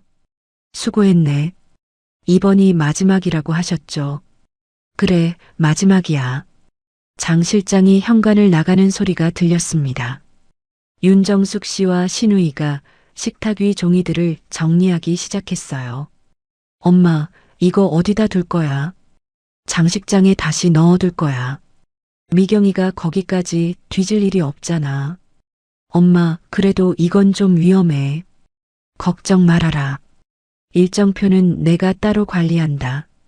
시어머니께서 종이들을 철제 상자에 넣고 장식장 3번째 서랍에 다시 집어넣는 모습이 카메라에 잡혔어요. 두 사람이 안방으로 들어가는 발걸음 소리가 들렸습니다. 안방 문이 닫혔어요. 저는 그 자리에 누운 채로 30분을 더 기다렸습니다. 새벽 3시 30분. 안방에서 코 고는 소리가 작게 들리기 시작했어요. 저는 천천히 몸을 일으켰습니다. 준우는 옆에서 깊이 잠들어 있었어요. 저는 가방을 어깨에 메고 발끝으로 거실로 나갔습니다. 장식장 3번째 서랍 앞에 섰어요. 서랍을 천천히 열었습니다. 철제 상자가 안쪽 깊숙이 들어 있었어요. 상자를 꺼내서 식탁 위에 올려놓고 뚜껑을 열었습니다. 안에는 종이가 가득했어요. 제 인감증명서 사본이 7장 있었습니다. 제 신분증 사본도 5장 있었어요. 그리고 한 장의 종이. 시어머니께서 직접 손글씨로 쓰신 일정표였습니다. 종이 맨 아래쪽에 또렷이 적혀 있었어요. 12월 27일 3천만, 1월 15일 5천만. 저는 그 자리에 서서 종이를 한참 내려다봤습니다. 이번 토요일이 끝이 아니었어요. 다음 달에도 그 다음 달에도 계획이 이어지고 있었습니다. 저는 휴대폰을 꺼내 종이를 한 장씩 사진으로 찍었어요. 인감증명서 7장, 신분증 사본 5장, 일정표 1장. 손가락이 살짝 떨렸지만 셔터를 누르는 데는 망설임이 없었습니다. 모든 사진을 찍고 저는 종이들을 원래 순서대로 철제 상자에 다시 집어넣었어요. 상자 뚜껑을 닫고 장식장 3번째 서랍에 그대로 돌려놓았습니다. 서랍을 닫는 소리가 어찌나 작던지 제 숨소리보다도 작았어요. 저는 작은 방으로 돌아와 휴대폰에 저장된 사진과 영상을 인터넷 저장 공간에 모두 백업했습니다. 업로드가 끝나는데 5분이 걸렸어요. 새벽 4시. 저는 박세영에게 짧은 메시지를 보냈습니다. 다 찍었어. 매실주에서 수면 성분 검출됐어. 1분도 지나지 않아 답장이 왔어요. 잘했어. 지금부터 그 집에서 아무것도 먹지 마. 월요일 아침 10시 강남경찰서로 와.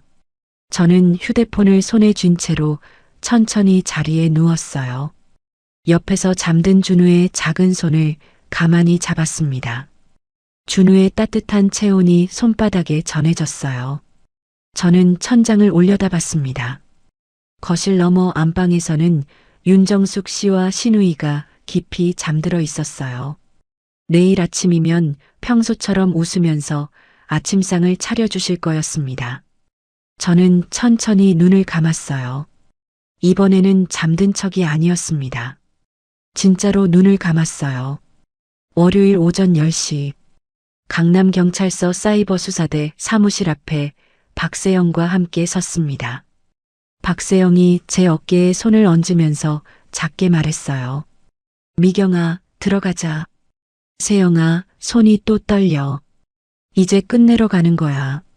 문을 열고 들어가니 사이버수사대 담당 형사가 자리에서 일어났습니다.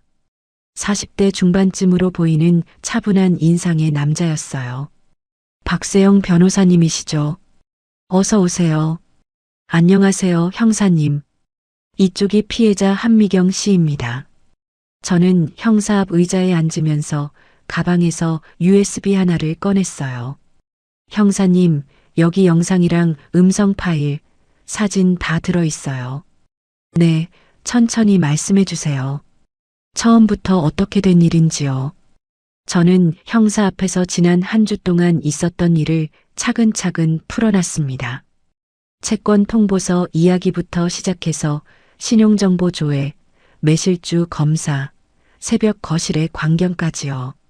형사가 USB를 컴퓨터에 꽂고 영상 파일을 재생했어요. 화면 속에 시어머니께서 장식장 세 번째 서랍을 여는 모습이 그대로 나왔습니다. 형사가 영상을 5분쯤 보더니 마우스를 멈췄어요. 한미경 씨. 네, 형사님. 이 정도 증거면 압수수색 영장 신청 바로 가능합니다. 진짜요? 네. 박세영 변호사님이 고소장 작성해 오셨죠? 네, 형사님. 사문서 위조, 사기, 여신전문금융업법 위반 다 들어가 있습니다. 박세영이 가방에서 두툼한 서류 봉투를 꺼내 형사에게 건넸어요. 형사가 서류를 한 장씩 넘겨보면서 고개를 끄덕였습니다. 피의자가 3명이네요. 시어머니, 신우이, 장 실장. 네, 맞습니다. 오늘 중으로 영장 신청해서 이번 주 수요일에 압수수색 들어가겠습니다. 수요일이요? 네, 한미경 씨. 수요일 오전에 진행할 예정이에요. 그 전까지는 절대 시댁에 가시면 안 됩니다. 네, 형사님. 저는 두 손을 무릎 위에 모은 채로 형사를 쳐다봤어요. 진짜로 시작되는구나 하는 생각이 들었습니다. 경찰서를 나와서 박세영의 법무법인으로 향했어요. 화요일부터 금요일까지는 5군데 금융사에 보내는 내용 증명을 작성하는 일이 이어졌습니다. 박세영이 한 장씩 검토해서 발송 도장을 찍어줬어요. 목요일 오후에 아빠 한재섭 씨에게 연락을 드렸습니다.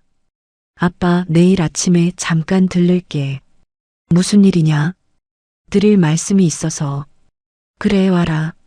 아버지의 목소리가 평소보다 짧고 묵직했어요. 저는 휴대폰을 든 채로 잠시 가만히 서 있었습니다.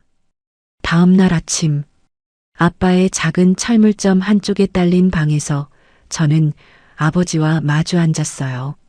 아버지가 따라주신 보리차 한 잔이 식탁 위에 놓여 있었습니다. 아빠, 말해라. 아빠, 놀라지 말고 들어줘요. 왜 그러냐? 무슨 일 있었냐? 저는 잠시 숨을 골랐어요. 아버지의 눈이 저를 정면으로 보고 있었습니다. 아빠, 시어머니가요. 응. 시어머니가 내 명의로 2억 8천만 원을 빌리셨어요. 아버지의 손에 들려있던 찻잔이 식탁 위로 미끄러져 떨어졌습니다. 따뜻한 보리차가 식탁 위로 쏟아지면서 종이 위로 번졌어요. 아버지는 쏟아진 찬물을 보지도 않으셨습니다. 미경아. 네, 아빠. 한 번 더 말해봐라. 시어머니가 제 명의로 돈을 빌리셨어요. 2년 동안 23번이요. 2년. 아빠 매실주에 수면제 같은 게 들어 있었어요. 제가 자는 동안에 빌리셨대요. 아버지가 한참을 말없이 앉아 계셨어요. 쏟아진 찬물이 식탁 가장자리로 흘러서 바닥에 한 방울씩 떨어지는 소리만 들렸습니다. 아빠, 경찰에 신고했어요. 변호사 친구가 도와주고 있어요. 아빠, 괜찮아요. 다 잘 해결될 거예요. 아버지가 천천히 자리에서 일어나셨습니다. 말씀은 한마디도 없으셨어요. 방 한쪽 벽에 걸린 외출복 점퍼를 꺼내 입으셨습니다. 아빠, 어디가? 아빠, 미경아, 너는 집에 가 있어라. 아빠, 어디 가시려고? 걱정 마라. 아빠가 좀 다녀올 때가 있다. 아버지가 차키를 손에 들고 현관 쪽으로 걸어가셨어요. 저는 자리에서 일어나 아버지의 점퍼 자락을 잡았습니다. 아빠, 혼자 가시면 안 돼요. 같이 가요. 미경아. 아빠, 제발. 아버지가 천천히 뒤를 돌아보셨어요. 평생 무뚝뚝하기만 했던 아버지의 눈이 그날따라 붉어져 있었습니다. 미경아, 아빠는 평생 사돈댁한테 패 끼칠까봐 조심하고 살았다. 아빠, 근데 그쪽이 우리 딸한테 이런 짓을 했다는 거 아니냐? 아빠가 한마디는 해야겠다. 저는 아버지의 점퍼 자락을 놓지 않았어요. 아빠, 한 가지만 들어주세요. 뭐냐? 경찰이 곧 움직일 거예요. 아빠가 직접 가셔서 일 더 키우면 안 돼요. 형사님이 수요일에 압수수색 들어간다고 하셨어요. 그때까지만 기다려주세요. 아버지가 한참을 가만히 서 계셨습니다. 손에 든 차 키가 짤그랑 소리를 냈어요. 수요일? 네, 수요일이요. 아빠, 알았다. 아버지가 천천히 점퍼를 벗어서 다시 벽에 거셨습니다. 저는 그제야 아버지의 손을 잡았어요. 평생 거칠게만 느껴졌던 그 손이 그날따라 떨리고 있었습니다. 수요일 오전 10시. 저는 박세영의 차 안에 앉아 시댁 골목 입구를 지켜보고 있었어요. 경찰차 2대가 골목 안으로 들어가는 게 보였습니다. 저는 차 문을 열고 천천히 내렸어요.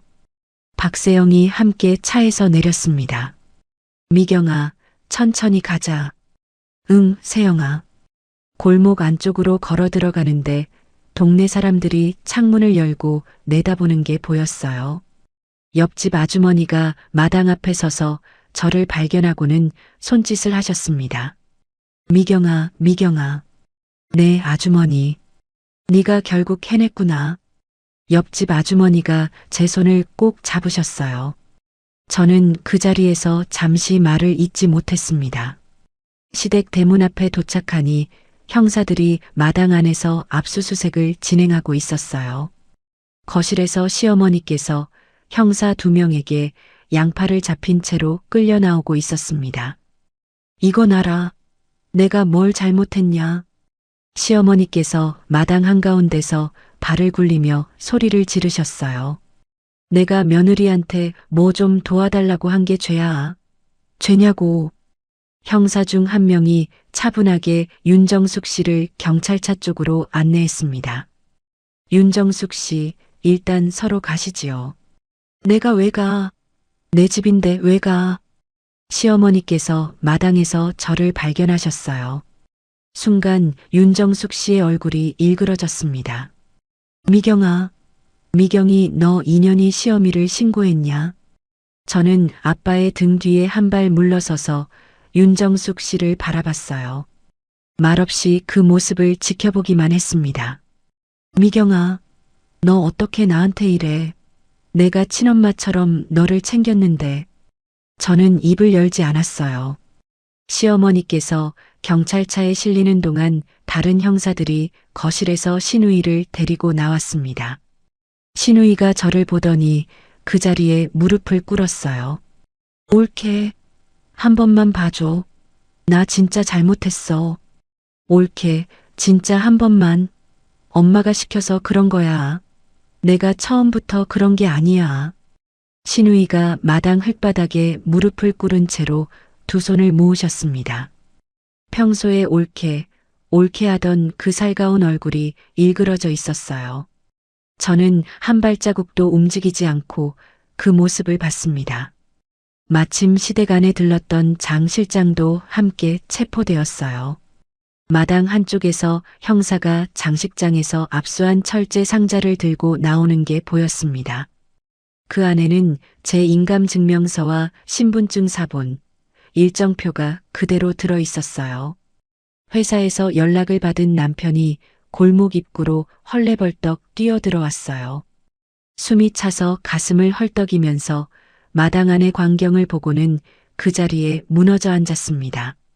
엄마, 누나. 남편이 흙바닥에 두 손을 짚고 윤정숙 씨와 신우이를 번갈아 쳐다봤어요. 시어머니께서 경찰차 뒷좌석에 앉으면서 김성훈 씨를 향해 소리를 지르셨습니다. 성훈아, 미경이 좀 말려라. 너희 엄마가 잡혀간다. 남편이 일어나 저에게 달려왔어요. 저의 다리를 두 손으로 붙잡았습니다. 미경아, 이건 다 오해야. 제발 미경아. 비켜.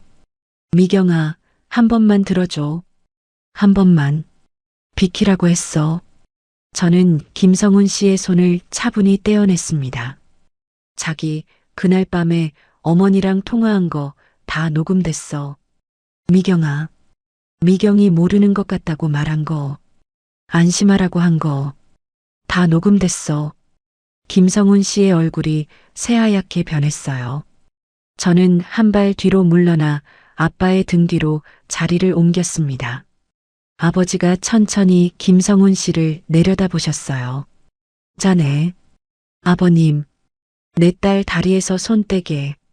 아버지의 목소리가 낮고 단단했습니다. 남편이 그제야 흙바닥에서 일어났어요. 경찰차 두 대가 마당 밖으로 빠져나가는 소리가 들렸습니다. 사이렌이 울리지는 않았어요. 하지만 그 둔탁한 차 문 닫히는 소리가 사이렌보다 더 또렷이 가슴에 박혔습니다. 그날 저녁 아빠와 함께 시댁 거실에 다시 들어갔어요. 거실은 압수수색 직후라 어수선했지만 시아버지는 안방에서 그대로 누워 계셨습니다. 저는 시아버지 곁에 앉아 천천히 모든 일을 말씀드렸어요. 아버님, 어머니가 제 명의로 돈을 빌리셨대요. 미경아.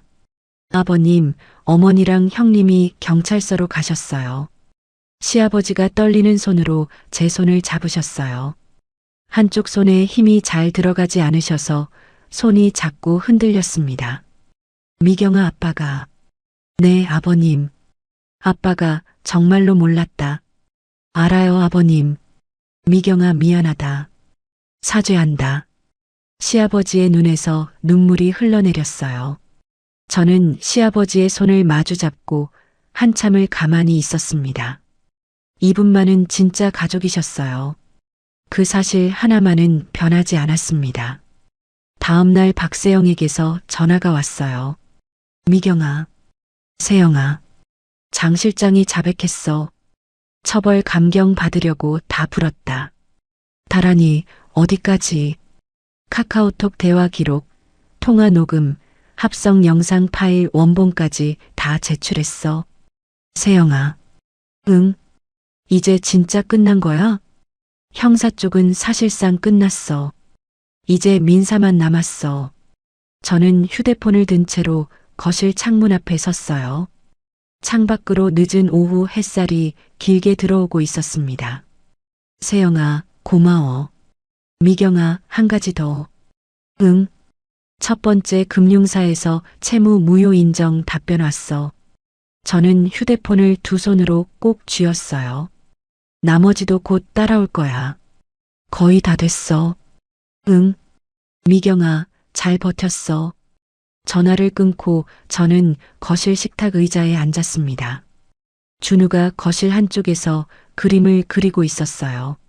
저는 휴대폰을 들어 아빠에게 전화를 걸었습니다. 아빠, 미경아. 아빠, 이제 시작이에요. 수화기 너머에서 아버지가 잠시 침묵하셨어요. 그래, 미경아. 네, 아빠. 끝까지 잘 헤쳐나가자. 아빠가 옆에 있다. 저는 휴대폰을 귀에 댄 채로 천천히 고개를 끄덕였습니다. 이 사건이 시작된 이후 처음으로 가슴 한복판이 단단해지는 느낌이 들었어요. 사건이 터진 지 2달이 지났습니다. 박세영의 사무실에서 마지막 서류를 받아들던 그날, 저는 한참 동안 종이를 들여다보고만 있었어요. 미경아, 5군데 중에 4군데가 채무 무효 인정했어. 세영아, 진짜야? 진짜야. 2억 3천만 원 정리됐어. 나머지 1군데는 민사로 가야 하는데 그것도 이길 거야. 걱정 마. 저는 종이를 가슴에 안고 잠시 가만히 앉아 있었어요. 머릿속에 채권 통보서를 처음 받아들던 그날 밤이 스쳐 지나갔습니다. 식탁 위에 떨어뜨렸던 종이, 떨리던 손가락, 새하얗게 변하던 김성훈 씨의 얼굴. 그 모든 장면이 이제는 다른 사람의 일처럼 멀게 느껴졌어요. 세영아. 응. 고맙다는 말로는 부족한 것 같아. 미경아, 너 혼자 한 거야. 내가 한 거 아니야. 무슨 소리야. 너 없었으면 나 어떻게 했겠어. 박세영이 자리에서 일어나 저에게 다가왔어요. 제 어깨를 가만히 안아주면서 작게 말했습니다. 미경아, 이제 너 자신을 위해서 살아. 응, 진짜로. 알겠지? 저는 박세영의 어깨에 잠시 얼굴을 묻었어요. 눈물은 나오지 않았습니다. 다만 가슴 한쪽이 조용히 풀어지는 느낌이 들었어요. 사건이 일어난 지 8개월이 지났을 때 형사 1심 선고가 내려졌어요. 저는 아빠와 함께 법정에 앉아 있었습니다. 판사가 판결문을 읽어 내려가는 동안 옆자리 아빠의 손이 제 손등 위에 살며시 올라왔어요. 윤정숙 씨에게 징역 3년 6개월이 선고됐습니다. 신우이에게 징역 2년, 장 실장에게 징역 3년. 판결이 끝나고 시어머니께서 법정 밖으로 나가는 길에 저를 돌아봤어요. 수갑을 찬 채로 입을 열려는데 옆에 있던 교도관이 빠르게 인도해서 데리고 나갔습니다. 시어머니께서 마지막으로 저에게 던진 말은 단 한마디였어요. 미경아, 두고 봐라. 저는 그 말을 듣고도 아무런 동요가 없었습니다. 이미 한 번 다 무너졌던 마음에 더 이상 그런 말이 들어오지 않았어요. 아빠가 제 손을 꼭 잡으셨습니다. 미경아, 가자. 네, 아빠. 법정을 나오는 복도에서 남편이 벽 한쪽에 기대어 서 있는 게 보였어요. 저를 발견하더니 한 발 앞으로 나서려고 했습니다. 미경아, 미경아, 한 번만. 저는 아빠의 손을 잡고 그대로 김성훈 씨 옆을 지나쳤어요. 뒤를 돌아보지 않았습니다. 이혼 소송은 그 사이에 이미 진행되고 있었어요. 박세영의 도움으로 위자료와 양육권, 재산 분할 모든 면에서 유리한 판결을 받았습니다. 준우의 양육권은 제가 가져왔어요. 김성훈 씨는 매달 양육비를 지급하는 조건으로 한 달에 한 번 준우를 만날 수 있는 권리만 남았습니다. 이혼 확정 판결이 나오던 날 박세영이 사무실에서 저에게 종이 한 장을 내밀었어요. 미경아, 이걸로 끝났어. 세영아, 이제 한미경 씨 한 명만 남았네. 응. 저는 그 종이를 두 손으로 들고 한참 들여다봤습니다. 이혼이 결정된 종이 한 장이 무겁지도 가볍지도 않게 손바닥에 닿았어요. 회사로 복귀한 뒤에 저는 그동안 미뤄왔던 신규 프로젝트에 본격적으로 매달렸습니다. 야근이 잦았지만 예전처럼 무거운 야근이 아니었어요. 회의에서 의견을 내는 목소리도 조금씩 단단해졌습니다. 이듬해 봄에 인사팀장이 저를 따로 부르셨어요. 한 차장. 네, 팀장님.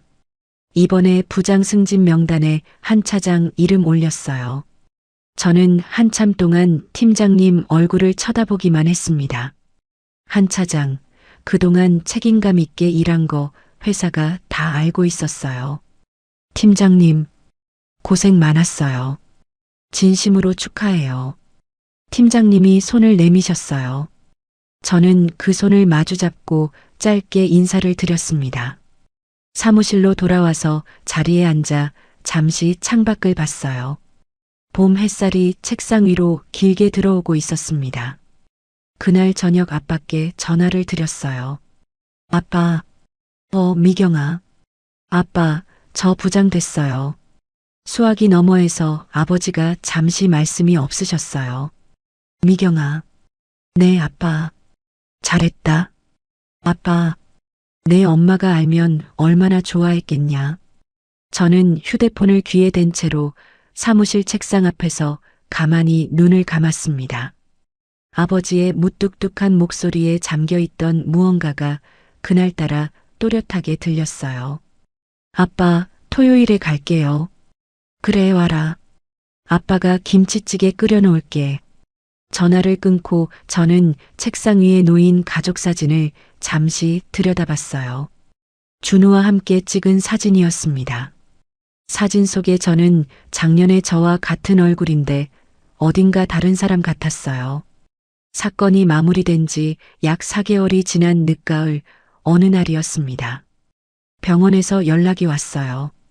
시아버지께서 위독하시다는 소식이었습니다. 저는 준우를 데리고 병원으로 향했어요. 병실 문을 열고 들어가니 시아버지가 침대에 누워 계셨습니다.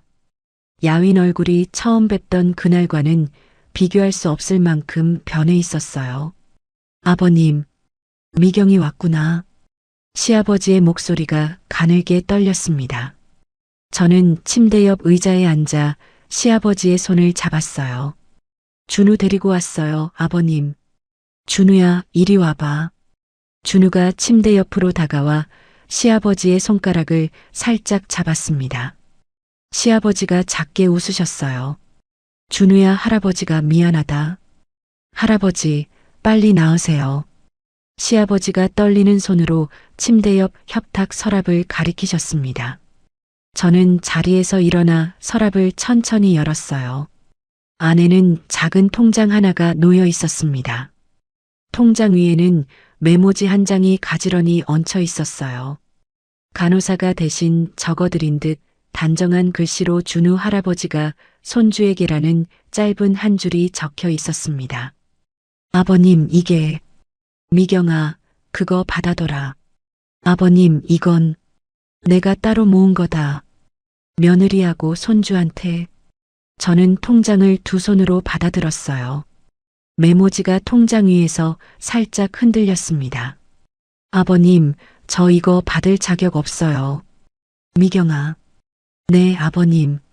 네가 우리 집안에 들어와서 받은 게 너무 적다. 이건 내가 줄 수 있는 마지막 사과다. 저는 통장을 가슴에 안고 시아버지의 손을 더 꼭 잡았어요. 시아버지가 떨리는 손으로 제 손등을 토닥이셨습니다. 평생 무뚝뚝하기만 했던 시아버지의 마지막 손길이었어요. 시아버지가 돌아가신 뒤에 통장을 열어보니 7천만 원이 들어 있었습니다. 저는 그 돈의 절반을 시아버지의 이름으로 기부했어요. 한부모 가정과 명예 도용 피해자를 지원하는 단체였습니다. 나머지 절반은 준우의 대학 등록금 용도로 따로 묶어두었어요. 기부 영수증을 받아든 날 저는 시아버지의 묘소에 다녀왔습니다. 묘소 앞에 영수증을 잠시 올려놓고 작게 인사를 드렸어요. 아버님, 이게 제 인사예요. 바람이 가볍게 불었습니다. 저는 한참을 그 자리에 서 있다가 천천히 묘소를 나왔어요. 그로부터 10개월쯤이 지난 늦가을이었어요. 저는 아빠와 준우를 데리고 일본 베프로 향했습니다. 작년에 아빠가 혼자 다녀오셨던 그 료칸이었어요. 같은 방을 예약했습니다. 료칸 방의 창문을 열자 노천탕 옆 작은 정원이 펼쳐졌어요. 붉게 물든 단풍이 정원 가득 차 있었습니다. 준우가 창가에 매달려서 정원을 내려다보고 있었어요. 엄마, 단풍이 진짜 빨개. 우리 준우 예쁘지? 응. 외할아버지도 와봐. 아빠가 천천히 걸어오셔서 창가에 함께 섰습니다. 세 사람이 나란히 창밖을 내려다봤어요. 미경아. 네, 아빠. 내 엄마가 살아있었으면. 저는 아버지의 손을 잡았어요. 손을 마주 잡는 그 순간 아버지의 손이 살짝 떨리는 게 느껴졌습니다. 아빠, 엄마도 우리랑 같이 있어요. 아버지가 한참을 창밖만 바라보셨어요. 저는 더 이상 아무 말도 하지 않았습니다. 저녁에 료칸 노천탕 옆 정원을 걸었어요. 준우가 아빠의 손을 잡고 앞서 걸어가고 있었습니다. 저는 두 사람의 뒷모습을 잠시 바라봤어요. 작은 등 두 개가 단풍나무 사이로 천천히 멀어졌습니다. 저는 그 자리에 서서 잠시 숨을 골랐어요. 찬 가을 공기가 폐 안쪽까지 시원하게 들어왔습니다. 작년 이맘때 저는 어디에 있었나 생각해 봤어요. 새벽 거실에서 무릎을 끌어안고 앉아 우편함에서 꺼낸 노란 봉투를 들여다보고 있었습니다. 그때의 저와 지금의 저 사이에 얼마나 먼 거리가 있는지 처음으로 또렷이 느껴졌어요. 준우가 멀리서 저를 돌아보며 손을 흔들었습니다. 엄마, 빨리 와. 응, 우리 준우. 엄마가. 저는 두 사람을 향해 걸어갔어요. 발걸음이 가벼웠습니다. 준우의 작은 손이 제 손가락을 잡고 매달렸어요. 엄마, 내년에 또 와. 그래, 우리 준우. 내년에 또 오자. 외할아버지도 같이. 그럼 외할아버지도 같이 오시지. 아빠가 옆에서 작게 웃으셨습니다. 평생 무뚝뚝하기만 했던 분의 웃음이었어요. 료칸 방으로 돌아와 준우를 재우고 저는 창가에 한참을 앉아 있었습니다. 창밖으로 정원 등불 하나가 흔들리고 있었어요. 저는 휴대폰을 꺼내서 작년 아빠가 보내주신 그 사진을 다시 꺼내봤습니다. 료칸 노천탕 옆에서 단풍을 배경으로 환하게 웃고 계시던 아버지의 사진이었어요. 이번에는 제가 그 자리에 서 있었습니다. 저는 휴대폰을 가만히 내려놓고 창밖을 봤어요. 준우가 자는 작은 숨소리가 방 안에 가만히 채워졌습니다. 저는 무릎 위에 두 손을 모으고 천천히 호흡을 가다듬었어요. 이제는 저를 지키는 사람이 다른 누구도 아닌 저 자신이라는 것을 저는 그날 밤 그 료칸 방에서 처음으로 마음 깊은 곳에서 받아들였습니다. 준우가 잠결에 작게 뒤척였어요.